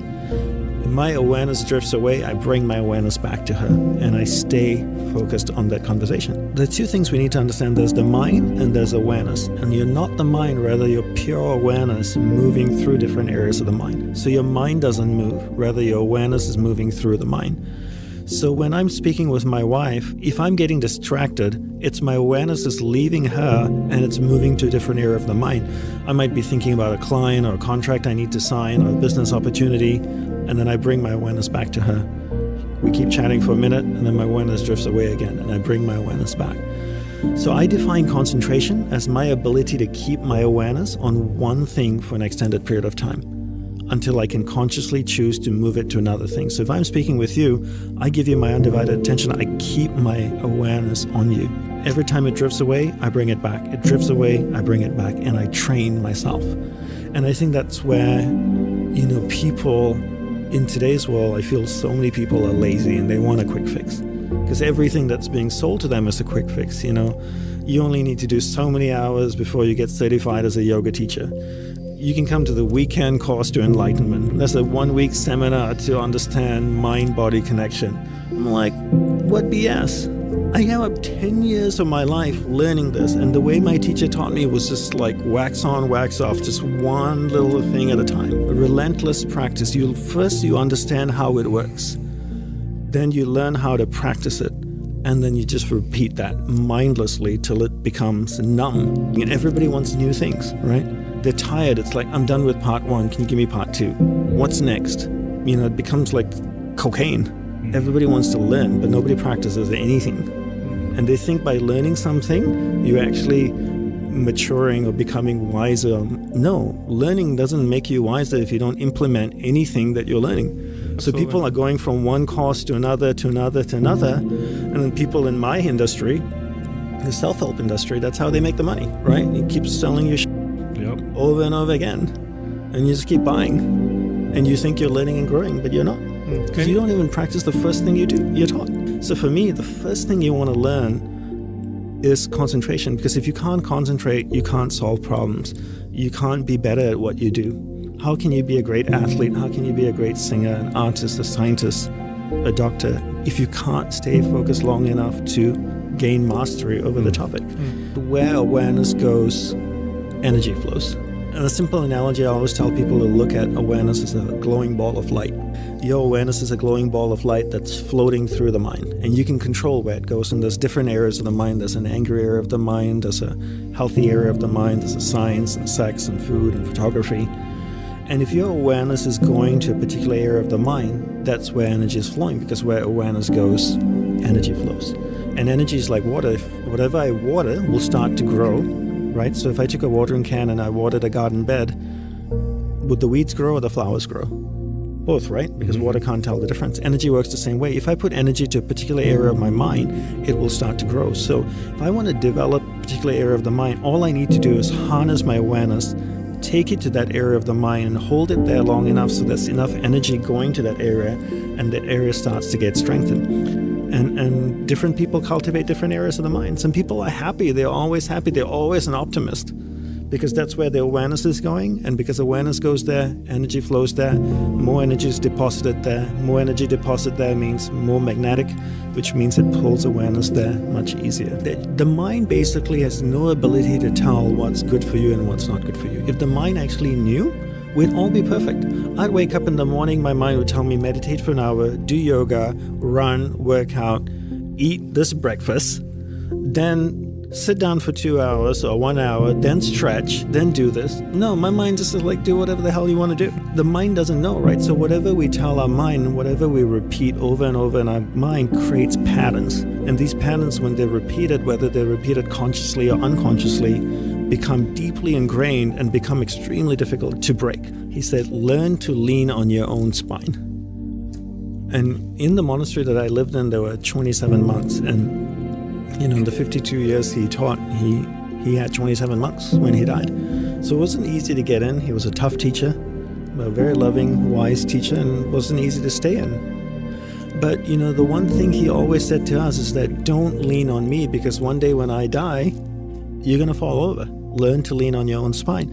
And I think in today's world, people lean on so many things, right? Whether it's drugs or technology, and we just complicate things, right? For thousands of years, I believe, people learn to become sensitive to their mind, their body, and their nervous system. And that's how we survived on this planet. All over the world, whether it was in Europe, Africa, Asia, people went out to the forest. They knew what leaf or root or plant healed something.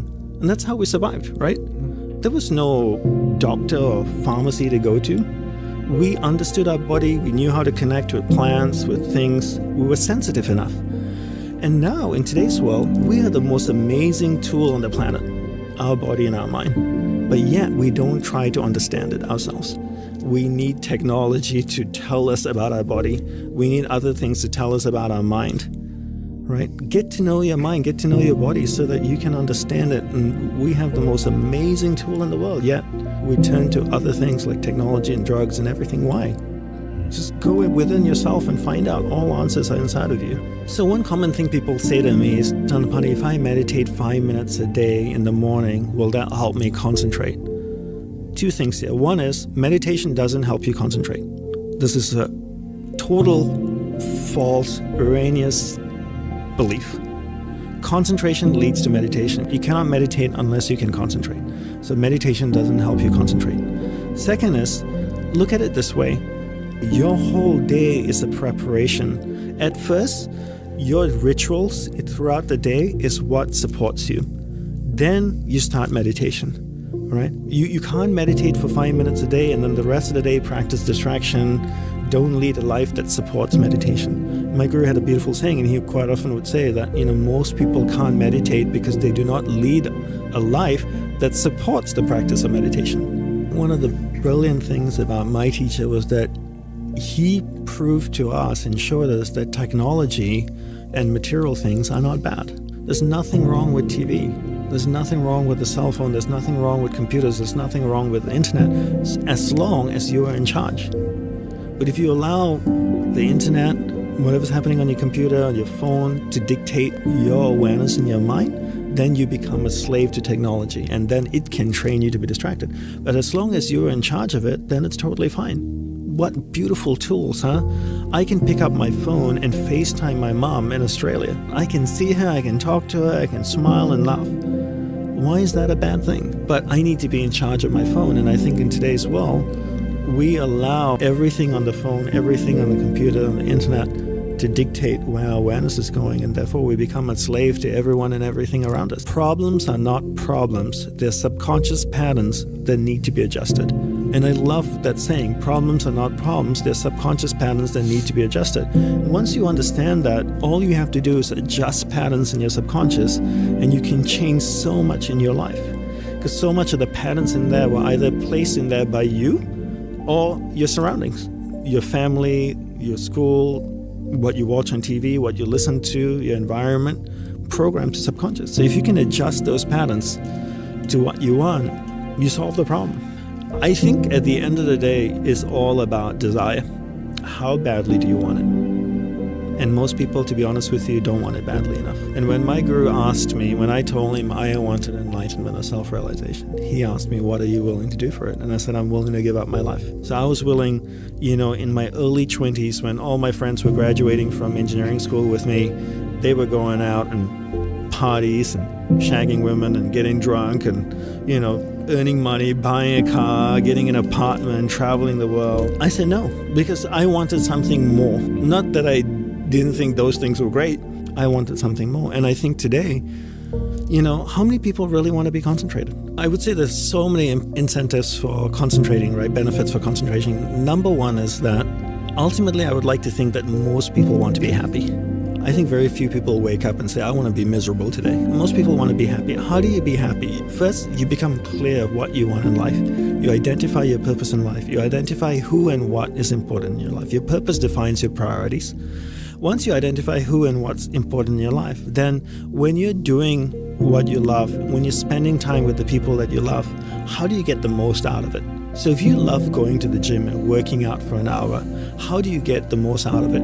You get the most out of it by being able to be concentrated while you're doing that. So if I love spending time with my best friend and having a glass of wine with him and sitting with him for an hour and chatting, gives me tons of joy, and that's a priority in my life. The only way I can get the most out of the experience is learning how to concentrate. If I can give him or her my undivided attention for an hour, I can get the most out of that experience. The byproduct of that is I feel happiness, right? At the end of the day, if you really want to have a life that's a happy life, you really have to be clear who and what's important in your life. And in doing those things, you have to be fully present. And the only way to be fully present so that you can fully experience those experiences is to be able to be concentrated.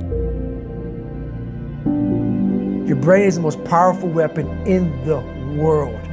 Once you put away your phones and your computers and all that we have nowadays, yeah, it's great. We're up to date.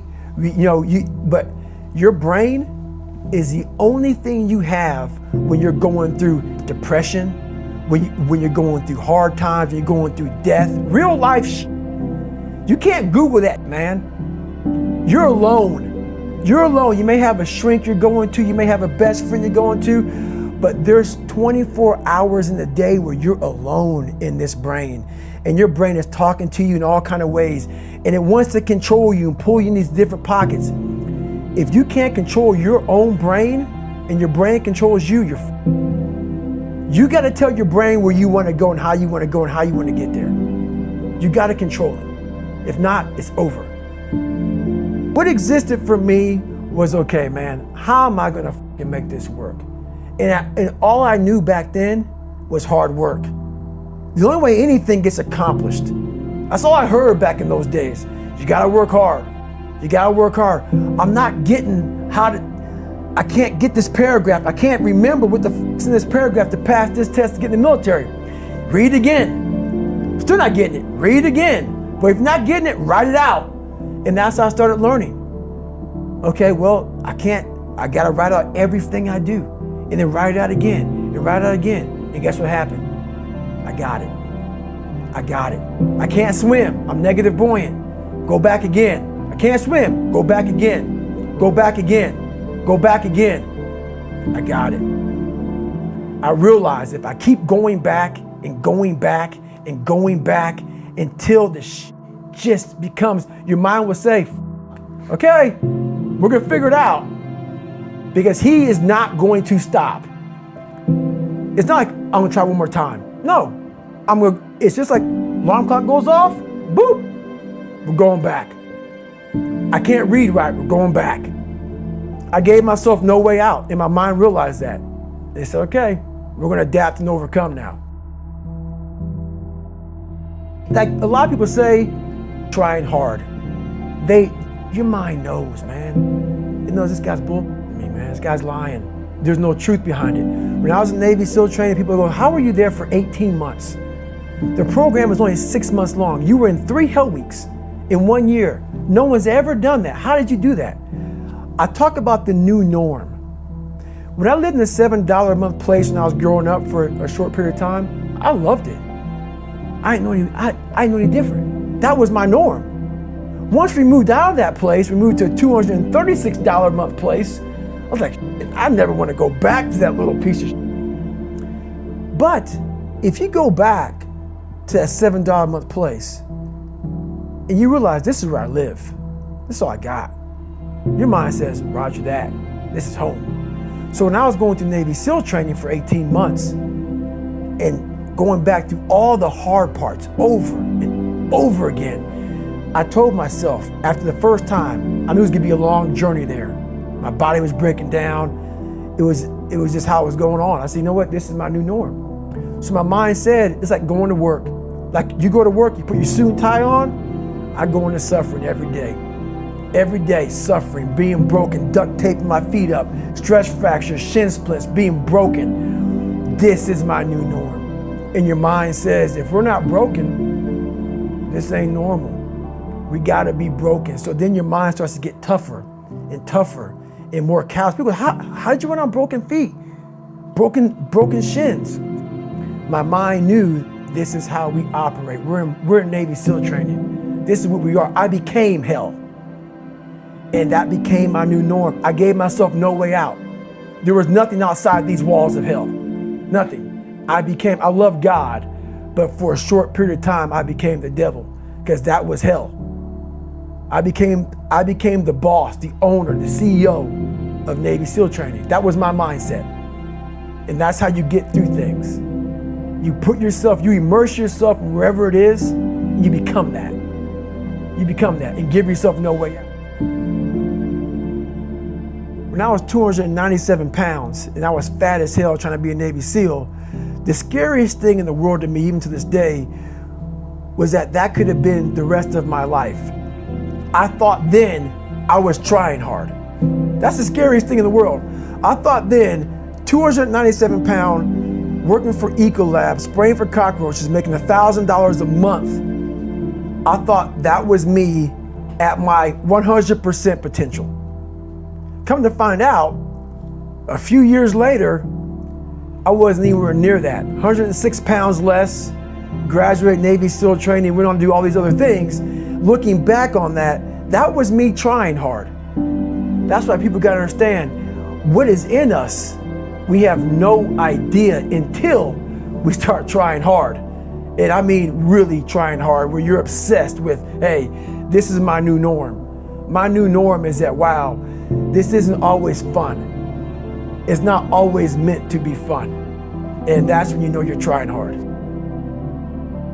People hear my story and think this guy is sadistic. I realized how the brain works. I figured out how the brain works. I'm a scared kid, and that's what gives me so much power. I had no foundation, and I built this off of just researching the mind. The feeling you get is basically invincibility. You realize that you can't do it all the time. When you need to do it, I know I can go to a place that I can live in. And when you know that you can run on broken legs and you can do certain things that a lot of people can do, but they're not willing to do, this power, this sympathetic nervous system of fight or flight, and you're fighting, it gives you this charge of energy of when you're sitting there at 3:30, 4 o'clock in the morning and you're duct taping your feet up because they're broken, and you're doing it by yourself, and you're going through arguably one of the hardest training in the world. And these guys, most of them are healthy, and you're going through it broken, and you're already at a disadvantage, but you're still there. You can feed into that and tap into that for a lot of power. But if you look at it, well, I'm broken, man. I'm not gonna make it. But if you look at it as, man, I'm broken and I'm still here. And I'm fighting, and I'm gonna find a way to get through this because I have no other place to go. It gives you a lot of power. When things start to suck really, really bad, my brain in a lot of people's brain, they don't go to your dad beating you up. Your brain says, we gotta get the out of here. This is miserable. So anger goes away a lot of times when you're suffering, because your brain just says, we gotta run, we gotta go. So that anger is not popping up saying, oh, I'm gonna show them, I'm gonna show those people. No, there has to be a much deeper. When I say deeper, it has to be down to mineral soil. It has to be down to that nice mineral soil where nothing can burn. You can't burn dirt. So it has to be down that low, that literally is something in you that's at the core of your soul. But you don't find it unless you spend a lot of time with what you want to be in life. I can't give that to you. Right. You can't give it to somebody. When you find your true passion in life, and my passion for me was like, oh, I want to be, I don't give a Navy SEALs, Army, I don't give a shit. I want to serve my country. I want to be someone that I'm proud of. I want to look at myself in the mirror because I was so disappointed. That accountability mirror I talk about, I was so disappointed in what I saw every day. I wanted everybody to love David Goggins. And a lot of people did. I didn't love myself. But I knew a lot of us want to find peace first. So people say, man, you always talk about this suffering and pain and I'm at peace right now because I went through that. You don't find peace first.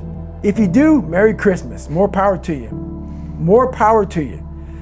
I found peace on the opposite end of finding myself. And no one really finds themselves without going through trials, tribulations, suffering, accountability. And accountability is suffering. Being accountable every day for doing right for yourself, for the people next to you, it's miserable. It's hard. So, even the smallest details. If somebody tells me visualize, I go, why? Like, how does it work? If you ask me to visualize, like, why does it work? Like, why should I invest my time on that versus something else? If you're asking me to use affirmations, like how specifically, why, how does it work? If you're asking me to emotionalize, well, what's happening in me that tell me I need to create these false senses of feelings? I want to know why it works. And why does it work, especially emotionalizing? I think that's something that people hear a lot. I talk a lot about embodying something, really feeling it. Yeah. But why does it work? Great question. It has to do with circuits in the brain and neurochemicals that are released. And so when we feel something, chances are that we're going to release dopamine in the brain, the feel-good neurochemical that activates the reward center of the brain. And chances are if we feel that and we have this positive emotion around it and that neurochemistry is flooding our brain and our body with feel-good chemicals, we're actually activating the motivational center of the brain. And so when we visualize, when we set a goal, when we take an action step, when we emotionalize, when we read our goals, the initial flood of neurochemicals, dopamine, serotonin, feel-good chemicals, and then if we share it with a friend, oxytocin, those three neurochemicals, those are the neurochemicals of goal achievement. But then there's the other side of it, the other circuits of fear, of stress, where norepinephrine, cortisol, or epinephrine, stress hormones can be released as well. And so I'm fascinated and I want to teach people the stuff that we've learned about beliefs, self-esteem, self-worth, fears, and the stuff that really holds people back. Because all the how to get healthy and stay healthy, we know. How do I build a business and sustain it? We know. How do I get into a relationship and make it successful? We know. We know most of the how-to for anything that anybody wants to do in this time frame that we live in. So the how-to is the easiest part of the equation. So the harder part of the equation is, why am I not doing the things that I know I should be doing? And why am I not doing the things that I could find out easily how to do? Let's talk about that. So in your real estate company, You said, I'm giving everyone the same training, they're reading all of the same books, and yet they're not getting the same results. And it wasn't like, oh, well, the smart people are doing better than the dumb people. You said sometimes it was people that you were like, God, in real life, this guy's not that bright, but he's crushing it. So what ended up being the difference between the people who didn't do anything with the information and those that did? So this is going back sometimes, I think 1992, we were stuck, but I knew there was more possibility. There was room for growth. And I wanted to figure out if the stuff that I did in the 80s when I was a kid, that broke free, would it work with some of my agents? And so we took 75 agents, randomly agents said, hey, do you want to get into a 6-month program to retrain your brain, your subconscious brain, around your beliefs about what is possible for you to achieve, around your habits of what you have to do in order to achieve that. And we focused on retraining their subconscious mind. And so for 6 months, they had to go through a process of listening to certain audio tapes, reading certain materials every day, and following the process of training their brain, specifically their subconscious brain, which controls 95 to 98% of all of our thoughts, emotions, and behaviors today. And within 6 months, that group increased sales by $100 million. Jesus. $100 million. And I said, holy shit, right? This is working. And so we started to teach. Some of what we teach now in NeuroGym, actually now we have the technologies, we have the systems that are far better than what we did back in the 90s. And we went from 1.2 billion to 4.5 billion a year. And it wasn't because we taught them any more skills to be real estate agents. We taught them how to change the way they thought about themselves. We taught them how to change their habits. Our agents who made $750,000 or more were in front of a client 75% of the time. And when we asked all the agents that weren't in front of more clients, why are you doing that? Why aren't you in front of people that are gonna help you earn more income? Oh, well, we're busy doing this and doing this and doing this, and they had stories and excuses and reasons why. And so part of the work that I love to do now is really help people understand, what is your story? What's the story you're telling yourself? Because we all have a story. We have a money story, a relationship story, a health story. We have a story for everything. And then that story keeps recreating our lives over and over and over again. And we have beliefs that support the story. We have habits that support the story. We have people that support the story. We have systems that support our story. And so my question that I always ask people, who would you be with a different story? The first source of shame, when I was 5, I moved from Israel, where I was born, to Montreal. And I just started kindergarten in Israel, and then I was thrown into a class with 50 kids in Montreal in grade 1. I didn't speak English or French. And so I felt stupid. I felt like I sat there, looking up at the ceilings, bugging the other kids, and was consistently reprimanded, consistently put in the principal's office. And then I was consistently brought to my knees with my parents. My father was physically abusive, which is a challenge in itself, because words weren't a way that he communicated. Hands and feet were his way of communicating. And so when I did the wrong things, that was the punishment. And so I felt embarrassed that I wasn't smart enough, that I wasn't good enough, that I wasn't going to amount to much. And back then, school was, my parents were trying to say, go to school, do well. That's your way out of where we were living. That's your way out of this life that we're having, which wasn't a bad life. We had food on the table, we had a roof over our heads, but there was always a struggle. You've become this really extraordinary example of rewriting your story. How did you get out from under the story that you would have had to have been forming if your father was abusive? I know a lot of people are watching this right now. They are stuck in a story, man. Like something happened to them as kids or whatever's happening to them now. They don't know how to get out from under that story and could never conceive of having a beautiful relationship, that they've sort of re-explored and reimagined. Yeah. When I was in my 20s, one of the things that Alan put me on a path to was personal development. Read a book a month, go to events, listen to cassette tapes back then of motivational stuff, for motivation, for inspiration, for strategies, for tactics of what to do to raise your level of skill and knowledge. So I went to this event and I brought up this challenge that I had with my father. And the instructor said, like, when are you going to forgive him? I said, never. I'm never going to forgive him. Forgive him. There was so much pain. And the instructor said, well, if you're never going to forgive him, then you're the one taking the poison pill, hoping he's going to die or he's going to be affected. He says, you don't forgive him for him. You forgive him so you can move on. That was like, aha, number one. And then he said, why don't you ask your father why he did it?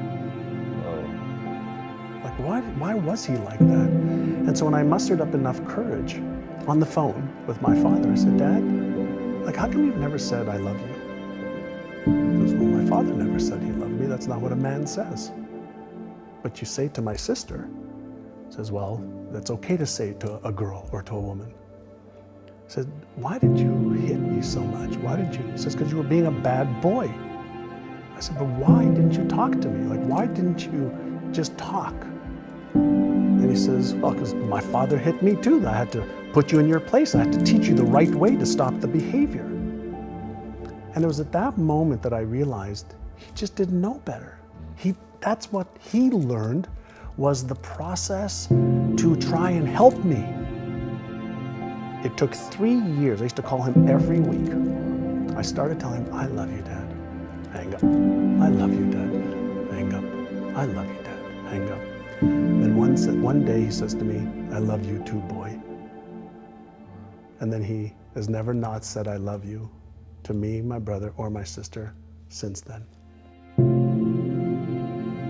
On my epitaphs, he lived, he loved, he gave, he had fun. I always thought that if there's a way that I could somehow use my life in a way that I can make somebody else's life a little bit easier to live, either through knowledge or understanding or love or a process, then my life's been worthwhile. And so I just want to make a difference. I'm one of the people that doesn't believe that there's anything wrong in the world. Everything's unfolding exactly as it should. There are many things not to my taste that I don't understand, but I just want to make the journey as good as I can for as many people as I can. Don't tell people what you know. Right. Keep them poor. But unfortunately, the poor will always be amongst us because it starts up here. It's in their words, and the words become flesh. But when they say I can't afford it or I can't do that, they become what they say. And I made so many people, I can't afford it. You think I'm made of money? My PhD dad, he says, what do you think I am, made of money? I can't afford that. And my rich dad would say, that's why he's poor. Poor people say, I can't afford it, I can't do that, I don't have time. Because this is an escape. It's an escape, you know what I mean? It's easy to say, I can't afford it. Oh, I'm too tired. Oh, I can't go to the gym. When you could go to the gym. No, I can't. Truth is, I'm just too lazy to go to the gym. A question opens the mind, a statement closes the mind. See, when you say, I can't afford it, your mind shuts down, and you become what you say. But the thing is that we become creatures of our own habits. And until we break the habit, we don't change. Poverty is passed on. It's taught in your families. And middle class is taught in families. And so the people right now who are sitting at home, who are struggling financially or worried about money or unhappy, they may be making a lot of money, but unhappy with what they're doing, it was probably taught to you. Your superego was taught, get a job, work hard, or you'll never be rich, or the rich are evil, or whatever. If you're poor, you'll always be poor.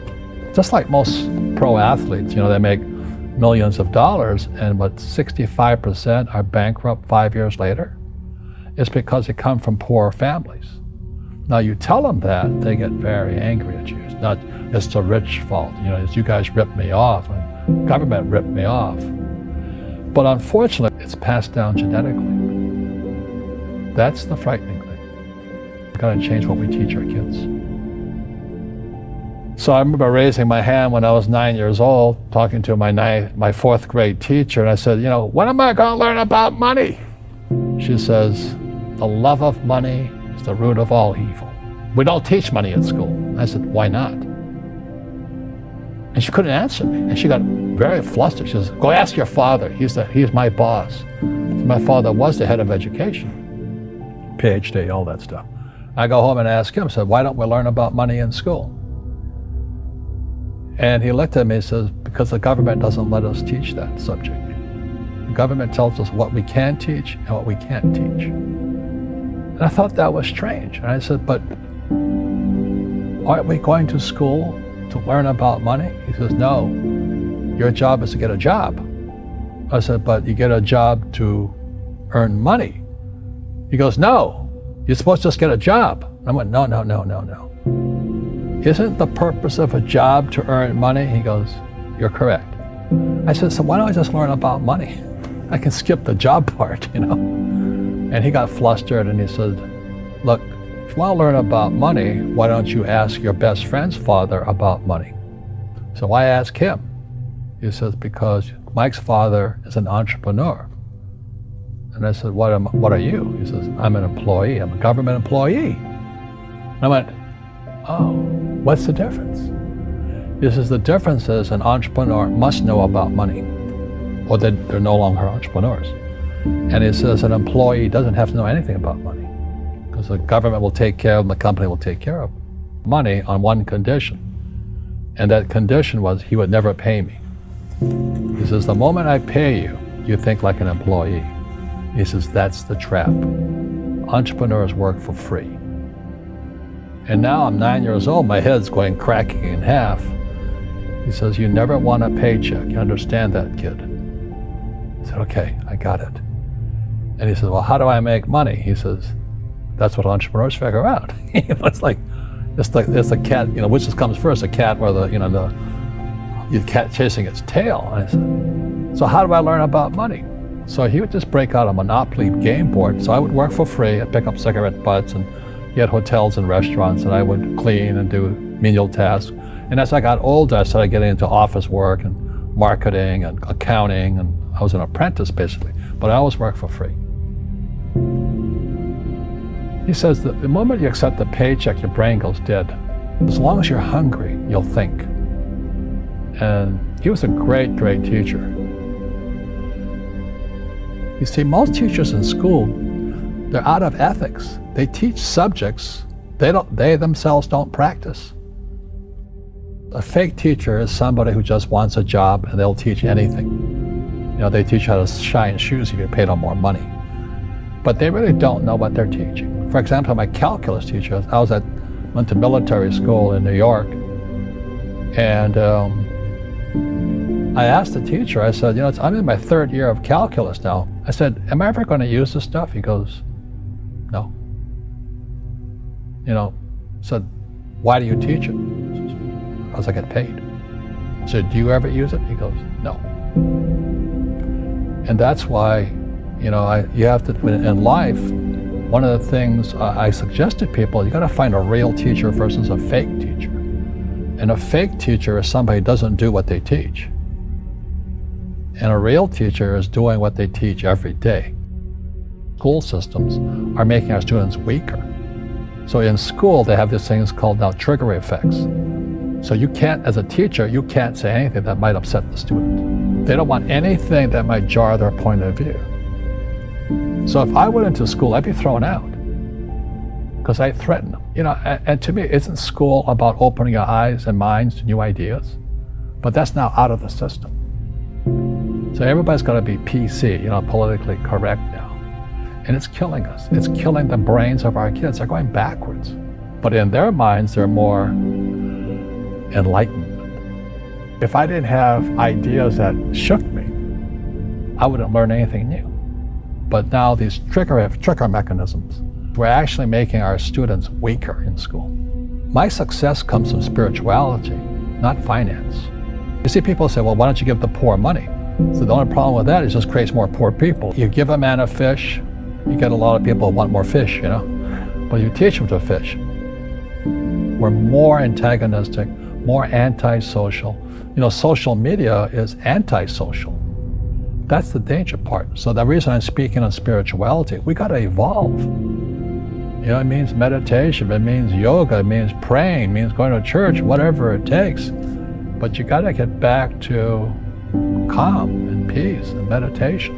One generalized principle is emergence through emergency. So when you look at the word emergency, the base word is emerge. The only way humans evolve is via emergency, and a big one's coming. And it's going to be, as we all know, our banks have ripped us off immensely. There's just a bunch of crooks. I don't know how they can live with themselves. But the bankers rip off trillions and they get bonused in billions. Nobody goes to jail. That's the sickness of our society. So that's why I write about financial education. It's almost like self-defense. It's almost like taking judo against our own government and our own banking systems and Wall Street. The people who are afraid of making mistakes, like they teach in school, they don't ever grow. Because spirituality is there's good and there's bad, there's right and there's wrong, there's up and there's down. Most people only want to be right, they only want to be positive. Well, you can't have that, that's not reality. Every time I failed, it was like, good, I said, okay, what have I learned? And the average person, the reason they're poor is they haven't failed. They play it so safe, they haven't made any mistakes like they taught in school. That means they don't learn anything. That's why the school system's actually fundamentally corrupt. It's anti-education. Don't make mistakes and don't ask for help. And if I didn't ask for help, I have my accountants, my attorneys, my bankers and all that, I go into business like a rugby team. Boom, boom, and we kick butt. But the average guy is standing there, oh, I'm an A student, I'm going to do this all on myself, and a bunch of rugby players run you over, and you go, well, they're not playing fair. You know what, you're playing stupid. You should have a team. You should have accountants, attorneys, and bankers and all that stuff. But that's not the game I want to play. I said, then don't play the game. So what I say to young people is, you find your game. So I'm not here to tell you, don't do this, do that, don't do that, do this. I'm here to change the way you think. And if I can change the way you think, I can't help but change what you do, can I? Let me introduce you to the concept of success. Ben Franklin was a pretty smart guy, and I want to start with a quote by him. If you do tomorrow what you did today, you will get tomorrow what you got today. You want to know what that means? The average American makes between 3 and 5% more each year. That's the deal. And in today's economy, I'm not sure we're going to make the 3 to 4 to 5% next year as employees. So it takes you 20 years to double your income in America as an average person. That's the mediocrity that we're stuck in life. And then you meet people who have the uncanny ability to double their income in a year, to get promoted 5 times in a year. The ones that beat the system, the ones that conquer it. You've all seen them, haven't you? The difference between them and the ones that don't do that is that they wake up in the morning and they think differently. They understand that if I do tomorrow what I did today, I'm going to get tomorrow what I got today. You want a bigger car? How about a nice house in Tahiti? Sure, would you love a nice house in the hills? We all want better things, don't we? We all want more friends, more stuff, more money, more security, more travel, more enjoyment. If you do the same thing tomorrow that you did today, you're stuck. Stuck. And it doesn't change. And it grows a little at a time. And you get a taste of success. But it's never fast enough. It never excites you. And when it does, it's a good month, or a good 2 months, or a good 3 months, but it doesn't provide a trajectory that creates success. So the first thing I want you to think about today is I want you to wake up tomorrow and do something different. And understand if you do the same damn thing, you're stuck.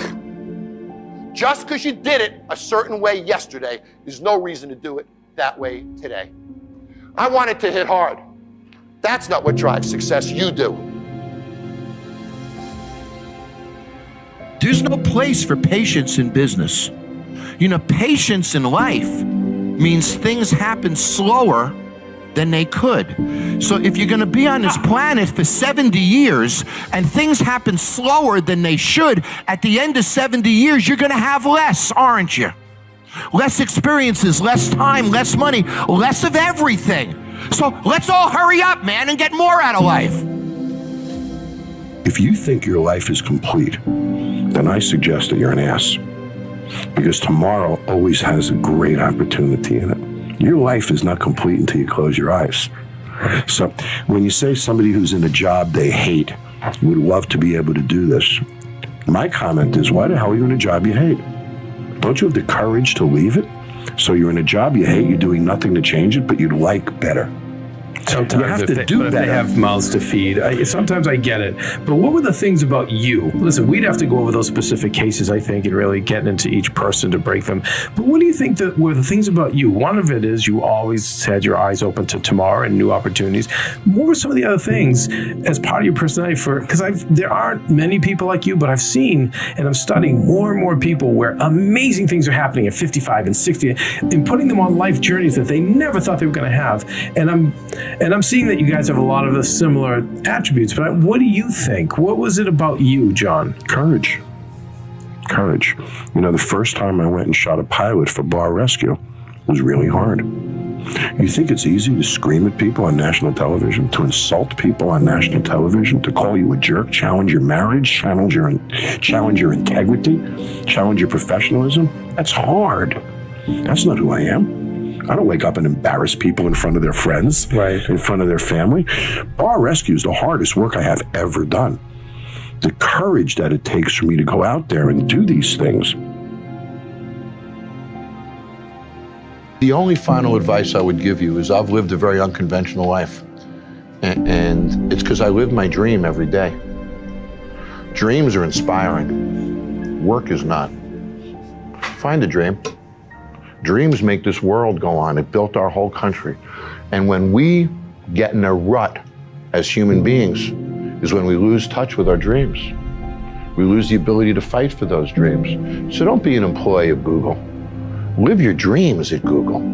Find a way to match your dreams with the goals of your company and your own work, because there's nothing worse than when you see somebody who lost touch with their dreams. You wake up in the morning, you're failing. So you blame the president, you blame Congress, you blame Greece, blame the euro. I mean, construction industry, it's the mayor, it's the... And you wake up in the morning and you look in the mirror and you're not failing because it's the other guy's fault, or it's the economy's fault. But if you looked in the mirror and said, I'm failing because of me, you wouldn't like it, and you change that. And I believe the common denominator of failure in any business is excuses. As long as you wake up and blame poor sales on the economy or an environment, then you have no motivation to make it better, because it's not your fault. But in the worst economic environment 4 or 5 years ago in this country that we've seen in our lifetimes, there were people making a lot of money, weren't there? In the height of that recession, there were people selling advertising, people opening restaurants, people building businesses. Somebody's making money, so the excuse is bull. It's bull. So wake up in the morning and own your failure. Look in the mirror and say, I'm failing because of me, and you won't like it, and then you'll change it. But as long as you don't put it on you, you have no motivation to change it. So in short, if you own your failure, you'll own your success. If you don't own your failure, you'll never dig out. And I find that in any business. Always the common denominator of failure, personally, is excuses. You don't want to be a failure, do you? Not at all. You don't want to look in the mirror and experience that. If you can't blame anybody but yourself, you're going to change. You're going to fight it out. That's the deal. I have a dear friend who works for a large company, and he wants to open a franchise of sandwich stores. So he meets with me. He says, John, I need some advice. Do I leave my long-standing job and benefits and do this? Or do I... So why can't you have your cake and eat it too? Right? Why can't you bring in a partner? Why can't you bring in somebody to do it? There's ways to get there. It doesn't have to be absolute.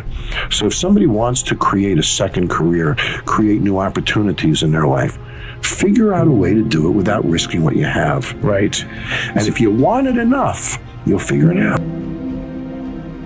I BS'd my way into jobs that I didn't have the experience to do and pulled it off. But I had to believe in myself to BS my way into it. And I knew I could figure it out too. Right. And that gave me the confidence to show up at the interview and convince that guy to hire me, because I was convinced myself that I could do it. And that comes across.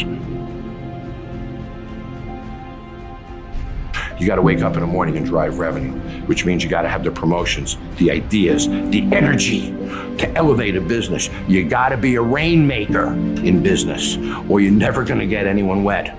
And when they don't get wet, they dry up and go away. And it's that wetness of a rainmaker that filters down and trickles to everybody's success. You have to drive the energy of revenue to be successful. And when you do, you'll have no expense problems. I drive quality as a leader. My systems maintain quality. Now, with regard to new projects, to me, every new project is a ball. And I have to move that ball every day. So I know, for example, that I have 4 balls on my desk. They might be 5 pads. Let's say 5 balls on my desk. They might be 5 different pads, 5 different books, 5 different projects. Every day, I'm going to move those 5 balls.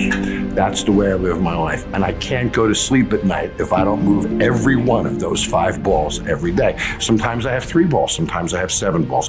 But the amount of balls that I accept and put on my desk, every one of them is going to move forward every day, and I become relentless. So I've learned to live my life based upon the progress I make on a daily basis. And I believe that business is defined by what we do every day, every single day. And business is defined by the days that we have. So if you move those 5 balls every day, you can't help but be successful. You will achieve it, but you'll achieve it on a daily basis. It's an interesting concept because you have to think about this. Why is it that you can give someone a sugar pill, a saline injection, or perform some false surgery or treatment, and a certain percentage of those people will accept, believe, and surrender to the thought without any analysis that they're getting the real substance or real treatment? And they begin to program their autonomic nervous system to make their own pharmacy of chemicals that matches the exact same chemical or treatment that they think they're getting. Now, it says a few things. Number one, it's not the external substance that's doing the healing because it's inert. There's some type of innate capacity for the body to heal, and there's some correlation between the mind and the body. So that pill represents possibility for the person. And so if you think about this, when they see the pill, they're conditioned into thinking that that pill can do something good for them. So in a depression study, for example, 3 out of 4 people that are taking a placebo in a depression study get better. Now that's 75%, which means that when that person sees the pill represents hope, a possibility for them. They begin to select a new idea, a new thought, that they could be better, a possibility. It's called a clear intention. Some people will begin to become inspired, enthusiastic, excited, and when you combine that clear intention with an elevated emotion, you are changing a person's biology from living in the past to living in the future. And they begin to make their own pharmacy of antidepressants that begins to help them. Now, it's not a one-shot deal, because in those studies, for example, the person who's taking the placebo has to take that pill for 6 weeks or 8 weeks. So every day, then, they're reminding themselves of a new future reality. And that pill represents a symbol. It represents a symbol of hope, a symbol of possibility. And instead of them relating to themselves in a limited way, that they have to resign to the idea that they can't think greater than how they feel in a depression study, or feelings have become the means of thinking, they're actually changing their physiology by thought alone. And the redundancy and the repetition of that cycle begins to select different functions in the nervous system. And your nervous system is the best pharmacy or drug producer in the world. And begins to select new genes and instruct new genes to cause a person's biology to begin to change. And if you keep knocking on the genetic door, there's a good possibility that you can program a gene or upregulate a gene to do something well and downregulate a gene to turn off. And so my interest is in understanding how the placebo works. How does it work? Once you understand how it works, will you be able to teach it? Because do you need the sugar pill in order to move into a new state of being? Or can you teach a person to select an unknown instead of a known, and continuously select that unknown and emotionally embrace that future before the event occurs, so much so that the body, as the unconscious mind, begins to believe it's living in that future reality in the present moment. And if the person does that, just like taking the placebo for 6 weeks, alters their state of being every single day, is it possible that that unknown becomes a known and they begin to change their physiology and biology just by thought alone? You better be willing to have a new experience that is no longer a wishy-washy belief. It has to be a very strong impression in your biology, which comes with an accompanying experience that then changes your biology to understand you believe something else. But that's not the end either, because then you have to question from that point, what is the next belief that helps you to understand the next thing? For example, the person in our work who, I'll use a simple example, has a very, very difficult marriage. And her marriage falls apart, her husband was abusive, and lived by the stress hormones for an extended period of time. Of course, all her energy is going for some threat in her external environment. She has no energy in her internal environment for growth and repair. No energy for long-term building projects. The body is in vigilance. It's always anxious. She's anticipating something bad happening all the time, and she's got food allergies to everything. She's allergic to her environment. She comes to the event, she does the work, it takes her 3 months, and all of a sudden, in one event, she has a breakthrough, and she's eating anything she wants. Now, she's changed her belief about her past because she's no longer saying, I am this way because of my relationship with my husband. See, because when you say, I am this way because I had an abusive father, I am this way because I had a difficult marriage, I am this way because I got fired from my job, what you're saying is, I haven't changed since that event emotionally. And so now you're viewing your future through the lens of the past. When you overcome that emotional state, a memory without the emotional charge is called wisdom. Now you're ready to create a new future, because if you're still attached to the emotion, you're still attached to the past, and you can't create a future. So all of a sudden now the person has a transformation. She has a shift. She knows that she's liberated from that anxiety. She feels it. And as a result of it, in a matter of moments, Ben, her biology reorganizes to a new mind. And now she's eating, I'm watching her eat pizza, I'm watching her eat a hamburger, she's laughing, and it's sustained. But that's not the end. Because if she's healed herself, then the next question is, I understand the physics and biology of what I've done. Is it possible if I heal myself that I can heal another person?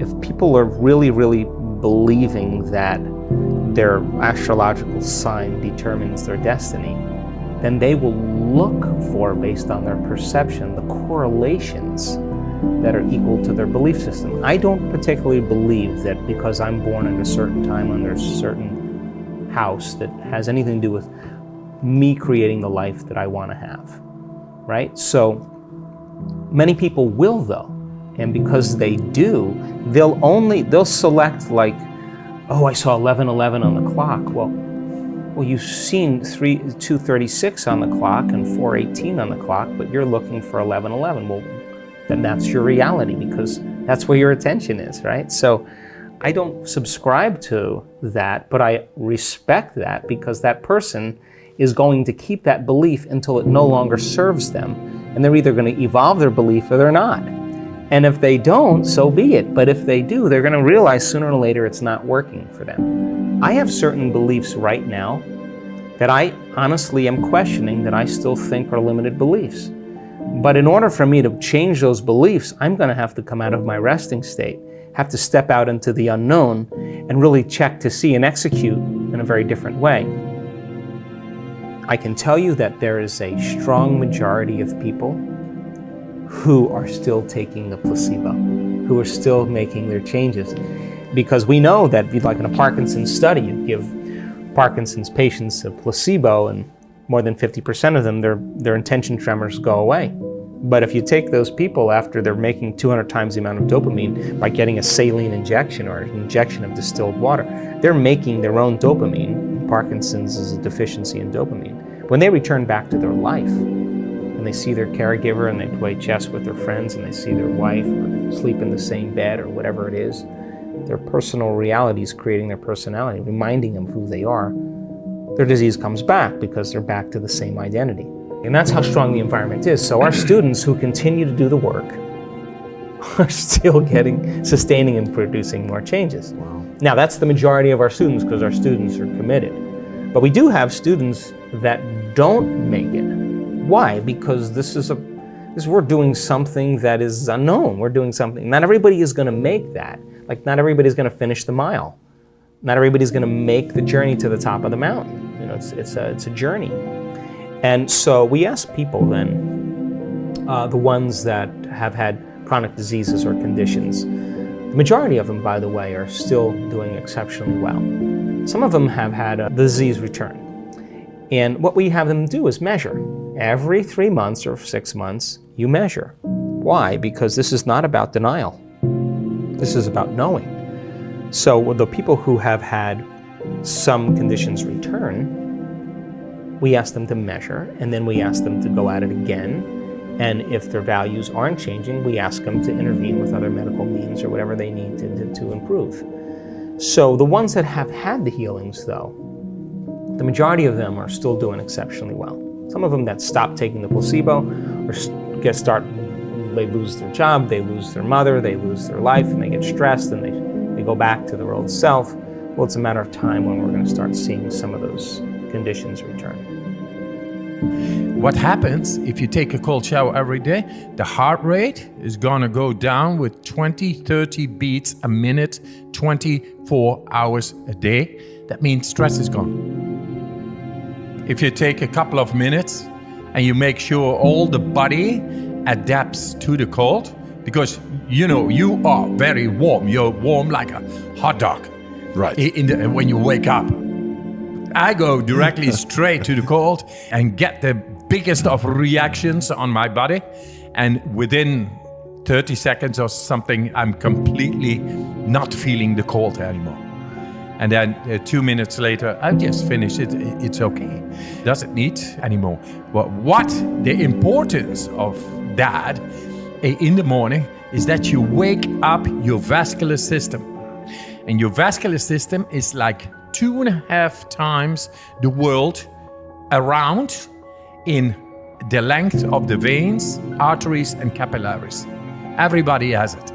And it contains millions of little muscles. And they are trained if you go in and adapt to a cold shower a day. And that way, your vascular system is optimized. And then your heart doesn't need to pump so much, because all these millions of little muscles, they help the blood flow go through. And work with each other. Yes, it's one closed system, and the originator is the heart. What happens if you take a cold shower every day? The heart rate is gonna go down with 20-30 beats a minute, 24 hours a day. That means stress is gone. This is what we do. It's a hormetic exercising, hormetic stress exercising is a cold shower. Cold shower a day keeps the doctor away. What happens more is that the blood flow runs much better through the system. The nutrients, vitamins and minerals and oxygen, they get better to the cells. It produces more energy. That's why everybody feels so energized directly after the cold shower, because the system is getting better into feeding all the cells of ours, which makes up molecules, which is energy. You feel more energy. Now, because my vascular system is really trained, I just take the cold shower.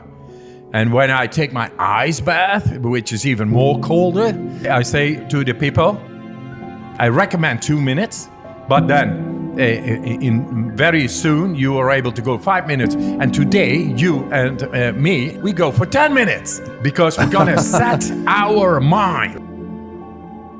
The power of the mind is amazing.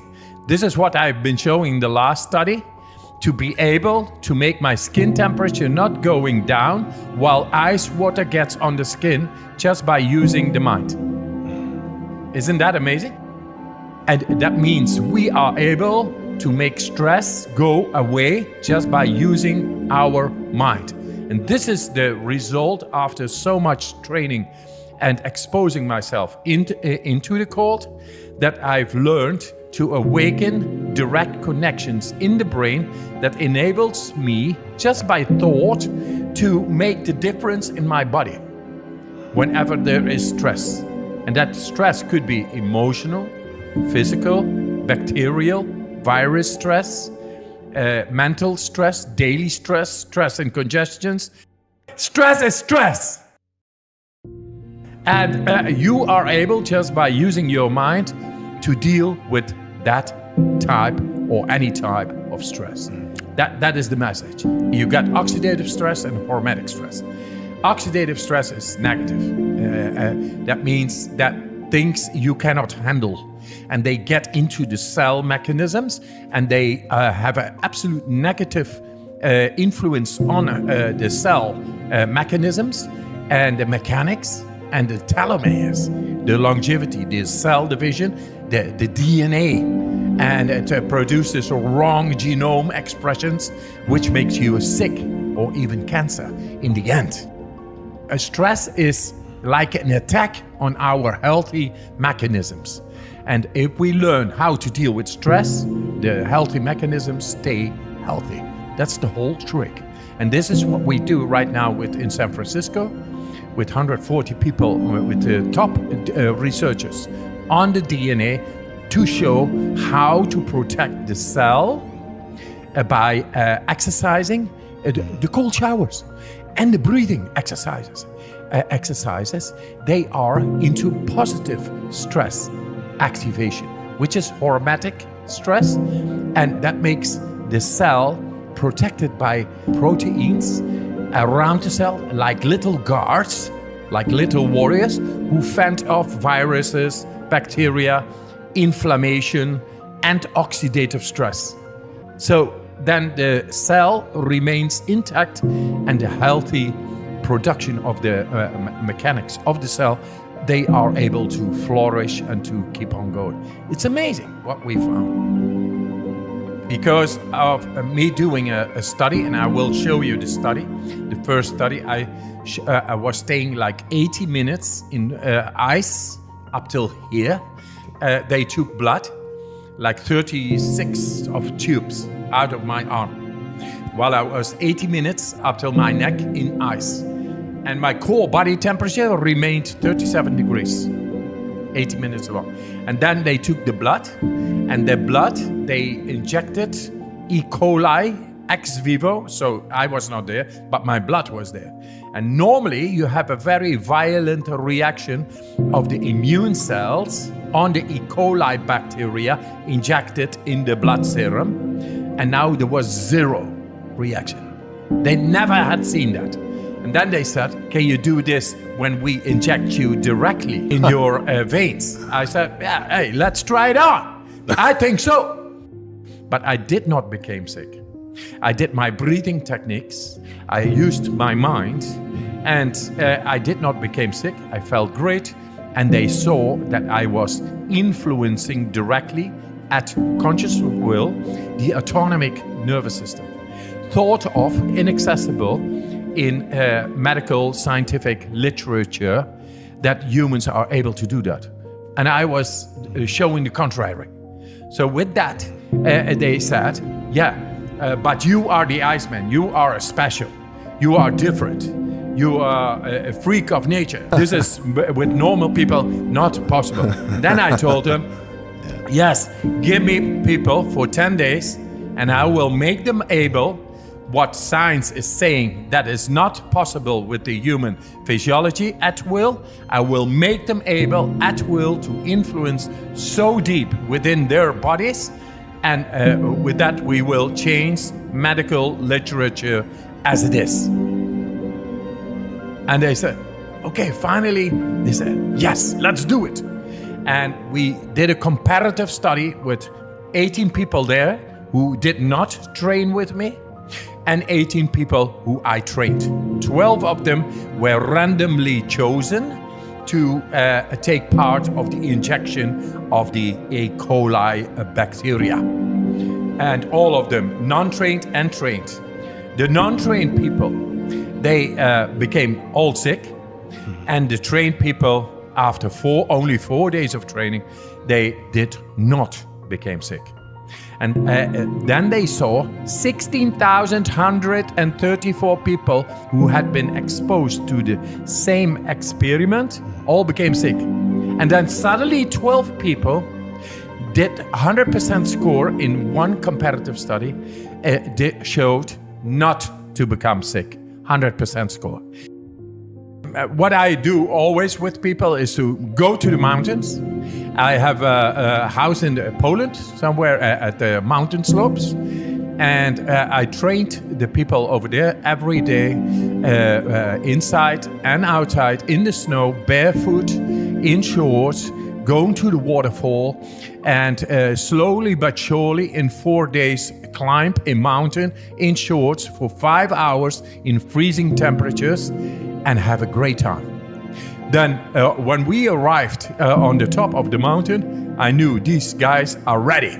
Let it come. Let the injection come of the bacteria. They will show the difference. And 4 days later, they were in the hospital, got the injection, and they turned around scientific literature as it is. We are able to do so much more than has been believed by science and scientific community. And we have to bring this to the people. I remember walking across this yard on what seemed to be a random day, my head down, lost in my own world of issues, like many of you do daily. I'm almost at the center of the yard. I raised my head and Muhammad Ali was walking towards me. Time seemed to slow down as his eyes locked on mine and opened wide. He's raised his fist into a quintessential guard. I was game to play along with him, to act as if I was a worthy opponent. What an honor to be challenged by the GOAT, the greatest of all time, for a brief moment. His face was as serious as if I were Frazier in the Thriller in Manila. His movements were flashes of a past greater than I can imagine. His security let the joke play along for a second before they ushered him away. And I walked away floating like a butterfly. I walked away amused at him, amused at myself, amused at life for this moment that almost no one would ever believe. I walked away light, ready to take on the world. That is the magic of this place. Almost anything can happen here. Throughout ancient times, institutions of learning have been built on top of hills to convey that great struggle is required to achieve degrees of enlightenment. Each of you had your own unique difficulties with the hill. For some of you, the challenge was academics. And I want to say something to that. You know, sometimes your grades don't give a real indication of what your greatness might be. For others, it was financial. You and your family struggled to make ends meet. You had to work an extra job or two. But you're here. For a lot of you, your hardest struggle was social. Some of you never fit in. You were never as cool and as popular as you wanted to be. And it bothers you. So your social struggles here became psychological. Even though you made it up the hill, you carry the baggage of rejection with you. But you're here. Or some of you went through something traumatic. You made it to the top of the hill, but but not without scars and bruises. Some of you fit in too much. You waited until the last minute to do your best work, and it's a wonder that you made it up the hill at all because you carry the baggage of too much acceptance. Most of you graduating here today struggled against one or more of the impediments or obstacles I mentioned in order to reach this hilltop. When completing a long climb, one first experiences dizziness, disorientation, and shortness of breath due to the high altitude. But once you become accustomed to the climb, your mind opens up to the tranquility of the triumph. Most of you need some realizations because right now you have some big decisions to make. Right now, I urge you, in your breath, in your eyes, in your consciousness, invest in the importance of this moment and cherish it. I know some of you might have partied last night. You should celebrate, but this moment is also part of that celebration. So savor the taste of your triumphs today. Don't just swallow the moment whole without digesting what has actually happened here. Look down over what you conquered and appreciate what God has brought you through.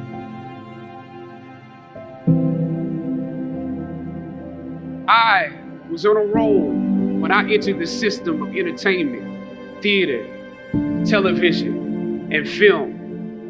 In my first New York audition for a professional play, I landed the lead role. From that play, I got my first agent. From that agent, I got an on-screen audition. It was a soap opera. It wasn't Third Watch.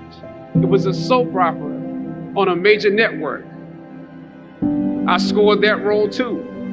I felt like Mike Tyson when he first came on the scene, knocking out opponents in the first round. With this soap opera gig, I was already promised to make 6 figures, more money than I had ever seen. I was feeling myself. But once I got the first script, and with soap operas, you very often get the script the night before and you shoot the whole episode in one day with little to no time to prepare. Once I saw the role I was playing, I found myself conflicted. The role wasn't necessarily stereotypical. A young man in his formative years with a violent streak pulled into the allure of gang involvement. That's somebody's real story. Never judge the characters you play. That's what we were always taught. That's the first rule of acting. And any role play, honestly, can be empowering. But I was conflicted because this role seemed to be wrapped up in assumptions about us as Black folk. The writing failed to search for specificity. Plus, there was barely a glimpse of positivity or talent in the character, barely a glimpse of hope. I would have to make something out of nothing. I was conflicted. Howard had instilled in me a certain amount of pride, and for my taste, this role didn't live up to those standards. It was just my luck that after filming the first 2 episodes, execs of the show called me into their offices and told me how happy they were with my performance. They wanted me to be around for a long time. They said, if there was anything that I needed, just let them know. That was my opening. I decided to ask them some simple questions about the background of my character, questions that I felt were pertinent to the plot. Question number 1, where's my father? The exec answered, well, he left when you were younger. Of course. Okay. Question number 2. In this script, it alluded to my mother not being equipped to operate as a good parent. So why exactly would my little brother and I have to go into foster care? Matter of factly, he answered, well, of course, she's on heroin. That could be real, I guess. But I didn't want to assume that's what it was. If we're around here assuming that the Black characters in the show are criminals, on drugs and deadbeat parents, then that would probably be stereotypical, wouldn't it? That word stereotypical lingered. One of the execs pulled out my resume and began studying it. The other exec wore a smile, trying to live up to what they had promised me only a few moments before. If there's anything you need, just let us know. She said, as you have seen, things move really fast around here. But we are more than happy to connect you with the writers if you have suggestions. Yeah, I said, that would be great. I said, because I'm just trying to do my homework on this. I didn't know if you guys had decided on all the facts, but maybe there's some things we could come up with, some talent or gift that we can build. Maybe he's really good at math or something.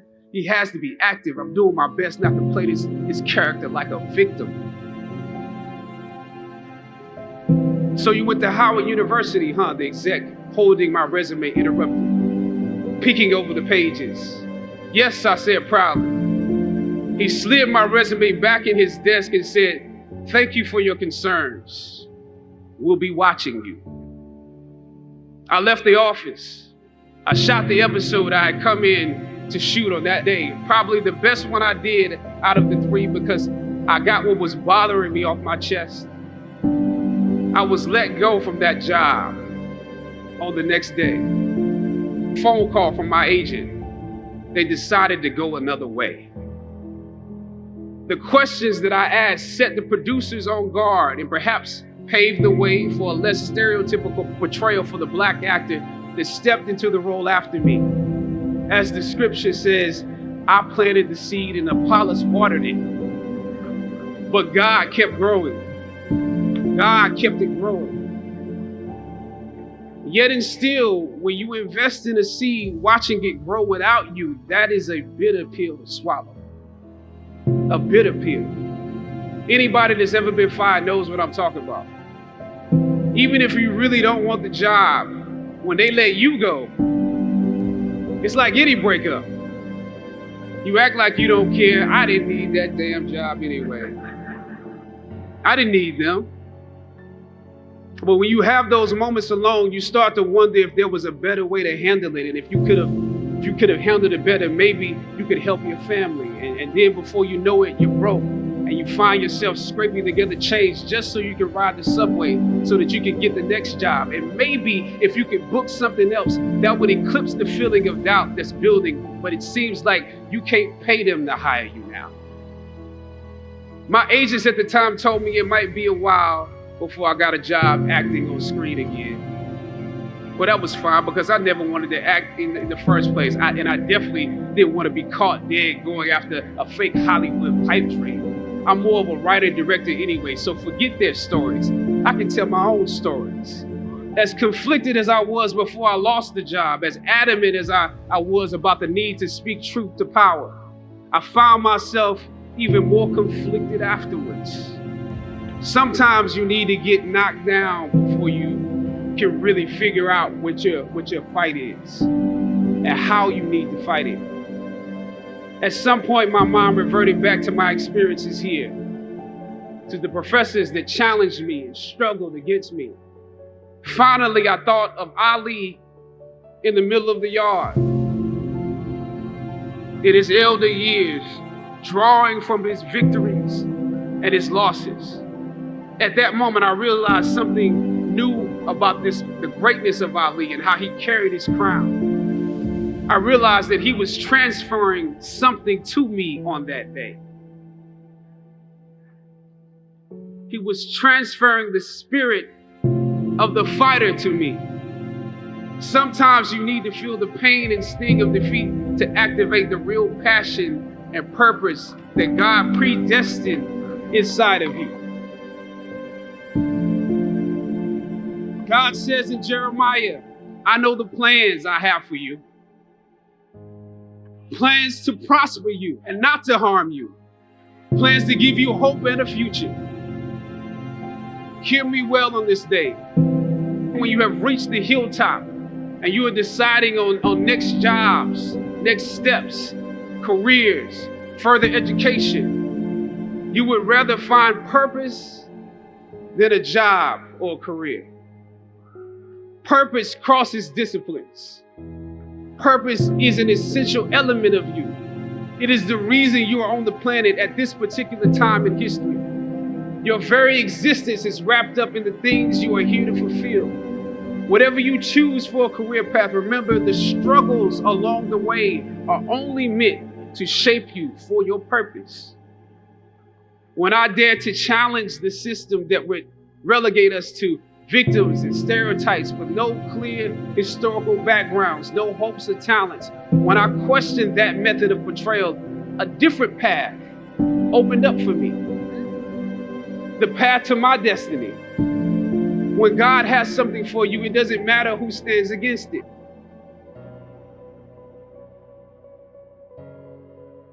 God will move someone that's holding you back away from a door and put someone there who will open it for you. If it's meant for you,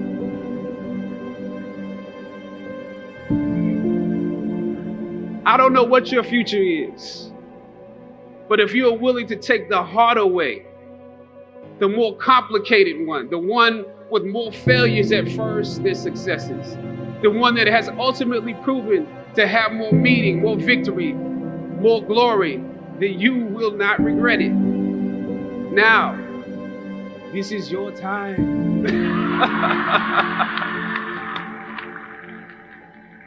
The light of new realization shines on you today. Howard's legacy is not wrapped up in the money that you will make, but the challenges that you choose to confront. As you commit to your past, press on with pride and press on with purpose. God bless you. I love you, Howard. Howard forever.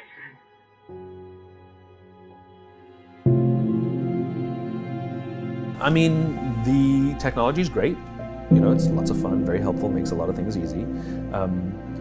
But like anything in the world, there is too much of a good thing, you know? And I think one of the things we don't talk about is what is the balance of technology in our lives. And I would argue that for many of us, it's out of balance.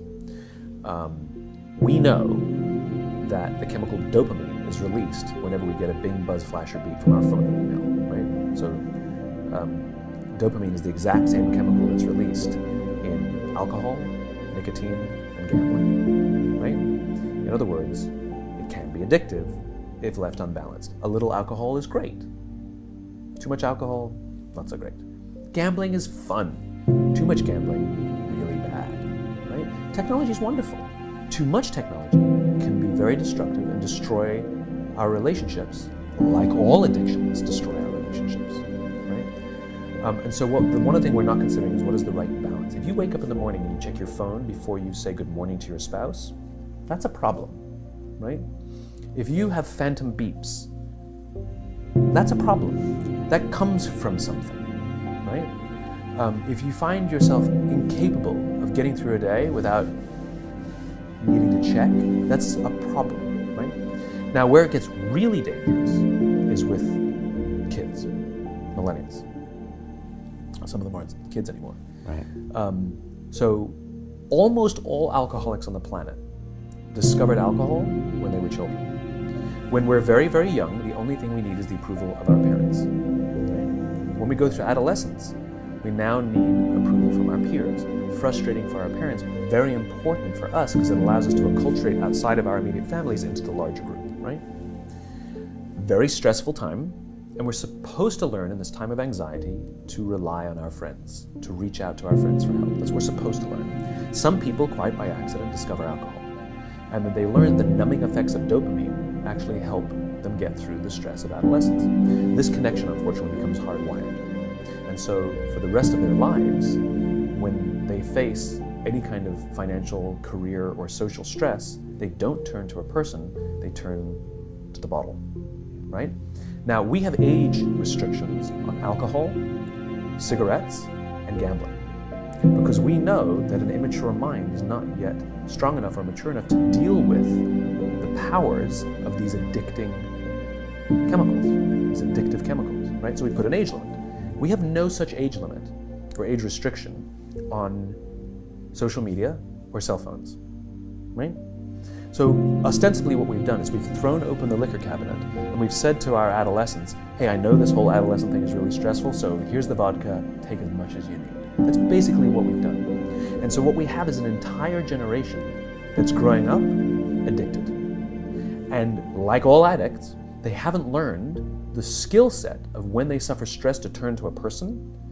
What they do is they turn to the device. And what that only does is increase senses of isolation and loneliness, and can actually destroy relationships. We've all had the experience where you're with somebody walking down the street in a meeting, out for dinner, whatever, and they pull out their phone and you feel like an idiot, right?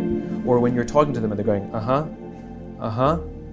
and you're sort of like, what's the point of this? Now take an entire generation that has no memory of a time before the device. We at least can reference times before cell phones and internet and social media. We at least have a point of reference. They don't.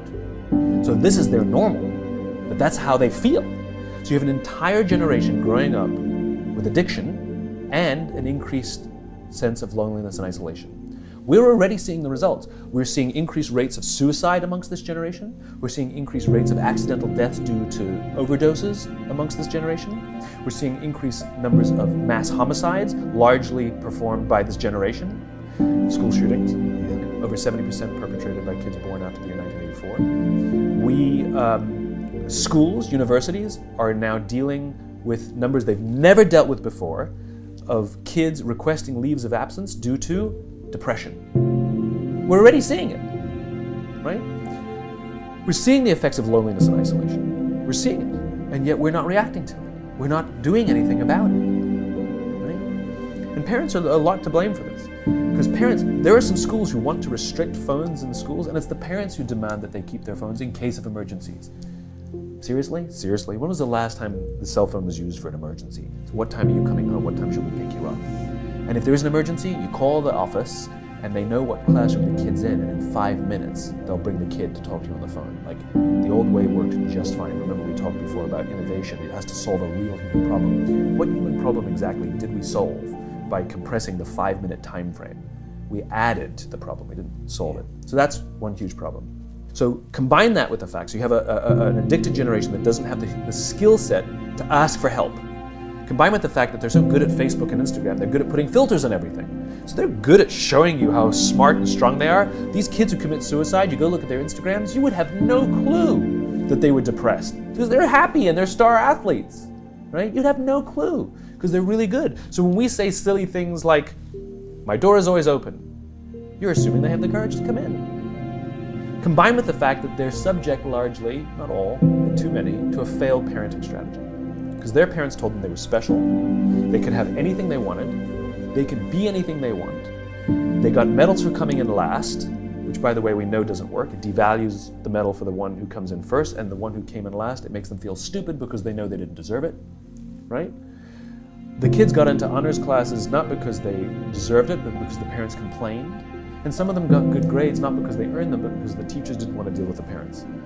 And then the kids graduate college, and they get a job, and in an instant, they find out they're not special. They don't get anything for coming in last. Their parents can't get them a promotion, and you can't have whatever you want just because you want it. And in an instant, their entire self-image is shattered. And so you have an entire generation growing up with lower self-confidence than previous generations. So you have lower self-confidence than previous generations, combined with an inability to ask for help with things that you're struggling with, and you turn to social media or a device, you keep checking, you count your likes, you count your likes, you count your followers, you count your followers. And if somebody unfriends you, oh my God, it's trauma, right? The way they break up with each other is they just ghost each other, just cut each other out and stop returning texts and returning phone calls because they don't have the skill set to say, hey, it's not working out. It's not me, it's you, right? There's no closure on things, right? Combined with the fact there's an institutionalized impatience. So they've grown up in a world of instant gratification. You want to buy something, you go on Amazon, it shows up the next day. You want to get in touch with someone, you don't leave a message on their machine and wait 4 hours for them to get the message, you just text them and they get back to you immediately.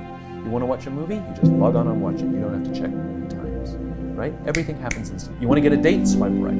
You don't even have to muster up the courage to go up like, hey, you don't have to. There you go, got a date, right? And so the problem is, They're accused of being entitled. I don't think they're entitled at all. Not at all. I think they're impatient. I keep meeting these fantastic, smart, driven, ambitious, idealistic, fantastic kids who graduated school, they got a job, they want to make an impact in the world. And I go up to them and say, how's it going? And they say, I think I'm going to quit. I'm like, why? They're like, I'm not making an impact. I'm like, you've been here 8 months. And it's as if they see the summit of a mountain. It's as if they're standing at the foot of a mountain. They can see the summit. They can see the thing they want to make it impact. What they don't see is the mountain. This large, immovable object. You can go up fast, you can go up slow, I don't care.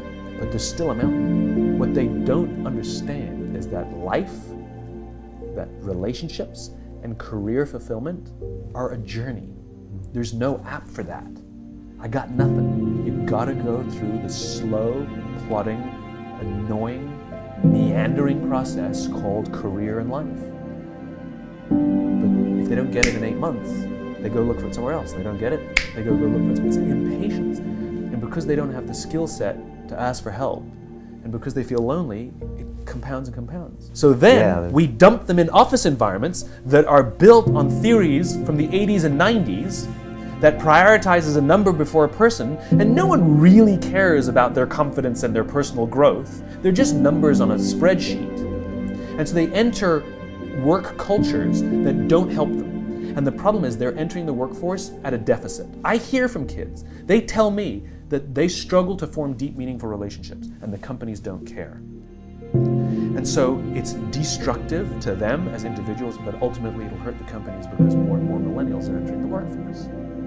I believe, to your point about solution, that now the responsibility on companies is even greater than it's ever been before to take care of its people.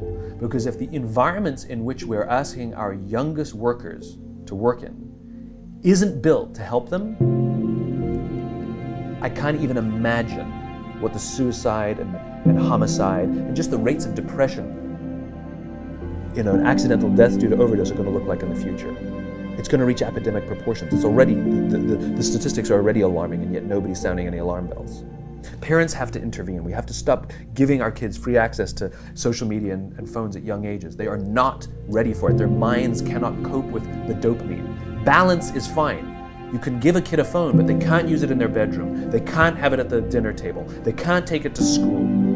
They can only have it up to a certain hour, and you take it away. They're children. You can take the phone away. We've got to intervene as parents. But as companies, we now have to deal with the influx of kids that are coming into our companies with addiction. Watch, I see it all the time. Walk through any office. You'll see the older employees have their phones on the sides of their computers as they're working. You'll see the youngest employees have their phones face up in front of their keyboards between their arms as they're working. And this is how they work. And the science is alarming. They did experiments on mice where they did the multitasking. They put flashing lights to mimic going from the computer to the cell phone, the computer to the cell phone to the TV. The mice that were exposed to the changing lights, it took them 3 times longer to solve a maze than the mice that weren't, and the damage was permanent. It didn't improve when they stopped the lights. And leadership now is even more important. And the leaders now are even more irresponsible. You are responsible for the lives of human beings, and some of these human beings are your children. So okay, you bastard CEO who thinks all the stuff that I talk about is craziness, and you don't have time to make these changes. This is I hear. We don't have time. It's a war out there. I've actually heard executives tell me that. It's a war out there. I don't have time for this leadership stuff. I know guys who go to war, and I'll tell you, it's not a war, what you're going through. You tinker with money. It's not a war. You do have time for this. And if it's really that way, then what were you doing when it wasn't a war? It's even more, it's what an indictment that in peaceful times, when times were good, that you weren't focusing on this stuff, right? But my point is a lot of these executives have children of this age working at other companies. And my question is, would you like those other companies? Would you like those other executives to care about the growth of your child, the confidence of your child, the career success of your child? Would you like those other companies to help your kids learn the skills of social interaction, the ability to ask for and receive help? Would you like their jobs to give that to them? Set the example. Do it for other people's children. Every single employee, 100% is someone's daughter. 100%. And if you want someone to take responsibility for the life of your children in their company, then why don't we start taking responsibility for the lives of the children in their companies? When you realize that your name, your form, and everything you see is provisional, two things happen. To some people, they have immediate, what we could only metaphorically call the dark night of the soul. They go into a deep depression because everything they thought was real is no longer real, including their own name, form, body, and mind. Some people get so scared that they have a bad trip. Some people cross that threshold and discover nirvana or enlightenment. And they say, wow, I thought I was squeezed into the volume of a body in the span of a lifetime, but I'm a timeless being that can morph myself into any experience, including the human experience, which is amazing.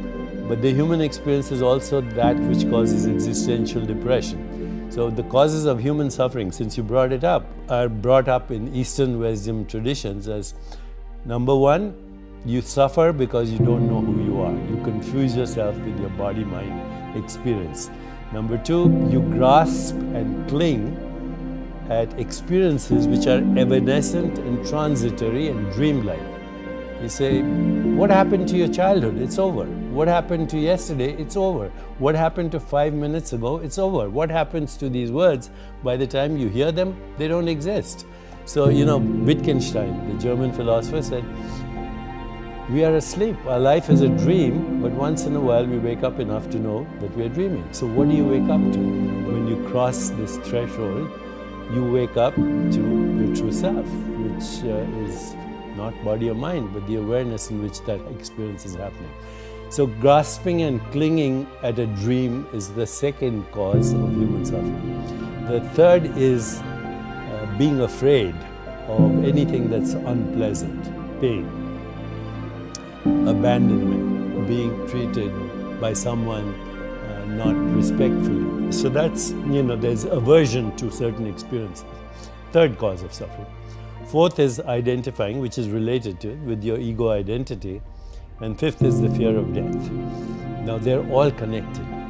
They're all the same fear. And they are not knowing who you are. This is the biggest question everybody should be asking. Who am I? What am I? Am I the changing experience of this body, which is a perceptual activity? Am I the experience of the changing mind or the changing personality? Because you don't have the same personality when you were a kid or maybe even 10 years ago. What is it at the basis of this? When you start that reflective self-inquiry, ask yourself, who am I? What do I want? What is my purpose? What am I grateful for? Go into the stillness of meditation, you have what wisdom traditions have called revelation, revealed truth. Now, that sounds very grand. I would say just call it insight. Meditation, mindfulness, awareness of body, awareness of mind, awareness of mental space, awareness of the web of relationship, awareness with that which we call the universe.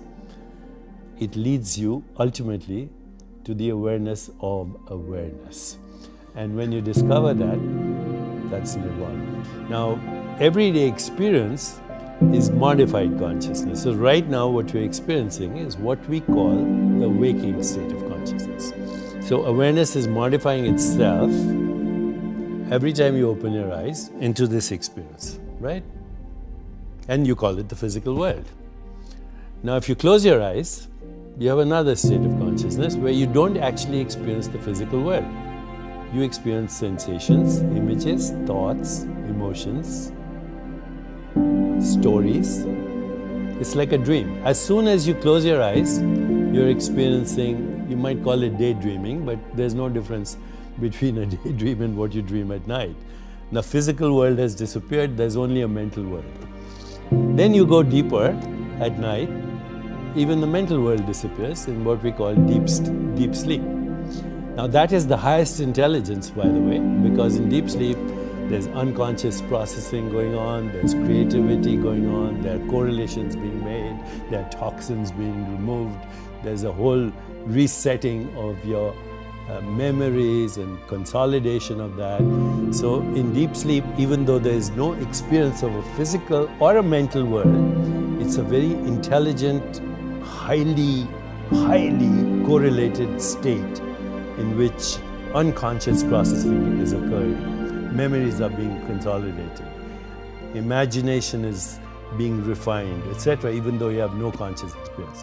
So think of these three states metaphorically like you would think of water becoming ice as the physical world, water as water, fluid, dreamy, water as vapor, even more dreamy and fluctuating and ambiguous and contradictory and difficult to grasp. But if you want a little bit beyond that, I'm speaking metaphorically, you'd end up with what is called the quantum vacuum, which is the fundamental ground of existence according to science. But you can do that subjectively. You can move from the physical world to the dream world, to the sleep world, and beyond to what is called fundamental consciousness, which is the source of all knowing, all experience. In wisdom traditions, it's called undifferentiated consciousness. So what is reality? What we call reality, what today's science calls reality, comes under the heading of naive realism. Einstein was a naive realist. And I'm not saying this in a derogatory fashion. It's a word in the science of philosophy. Naive realism means that the physical world exists exactly as perceived by the five human senses. Now, obviously, that's not true. Other species experience the world through different modes of sensory perception. The second aspect of naive realism is that the physical world, as perceived by the five human senses, would exist even if no one was observing it. Well, how do you prove that? And firstly, it's naive because we know that the world is more than what is perceived by the five human senses. So this leads us to a solution actually of the hard problem of consciousness, which is get rid of the idea that the world is physical. What we call of the world as physical, even your physical body, is a perceptual activity. And that perceptual activity for you and me is a human perceptual activity through human consciousness, not through bat consciousness, not through mosquito consciousness, not through plant consciousness. But non-dualism says, go beyond that. There is only one consciousness that is differentiating, undifferentiated consciousness, differentiating into these different species of consciousness that form a matrix of conscious beings that are collectively projecting this universe. I don't think consciousness, being formless and infinite, is subject to either birth or death. This is a vacation we are having on planet Earth right now, and so might as well enjoy it. But death is not the end of consciousness, it's the end of a certain storyline in consciousness, a certain interpretation of perceptions, images, feelings, and thoughts. It's not that I don't think about death. I ask myself, what is beyond my provisional identity? And I dwell in that, and that has a very interesting outcome, which is the outcome in every spiritual tradition. There are only three things that happen, by the way, in a religious or traditional experience. One is transcendence. You know that you are not an entity in space and time, that your true self is formless, infinite, unbounded, borderless, unfettered, free consciousness, number one. Number two, you have the emergence of what usually are referred to as Platonic truths: goodness, beauty, harmony, love, compassion, joy, equanimity. And number three, loss of the fear of death. There's nothing more important than having those three experiences. And they've been part of every wisdom tradition for thousands of years. Love is not a sentiment.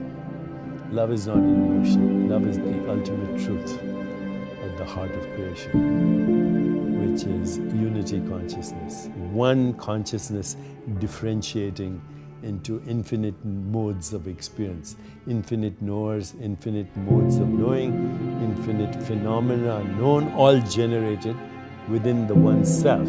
Just like when you were just a fertilized ovum, you were one cell, stem cell, pluripotential cell. It became eyes, it became nose, it became fingernails, it became heart, it became brain.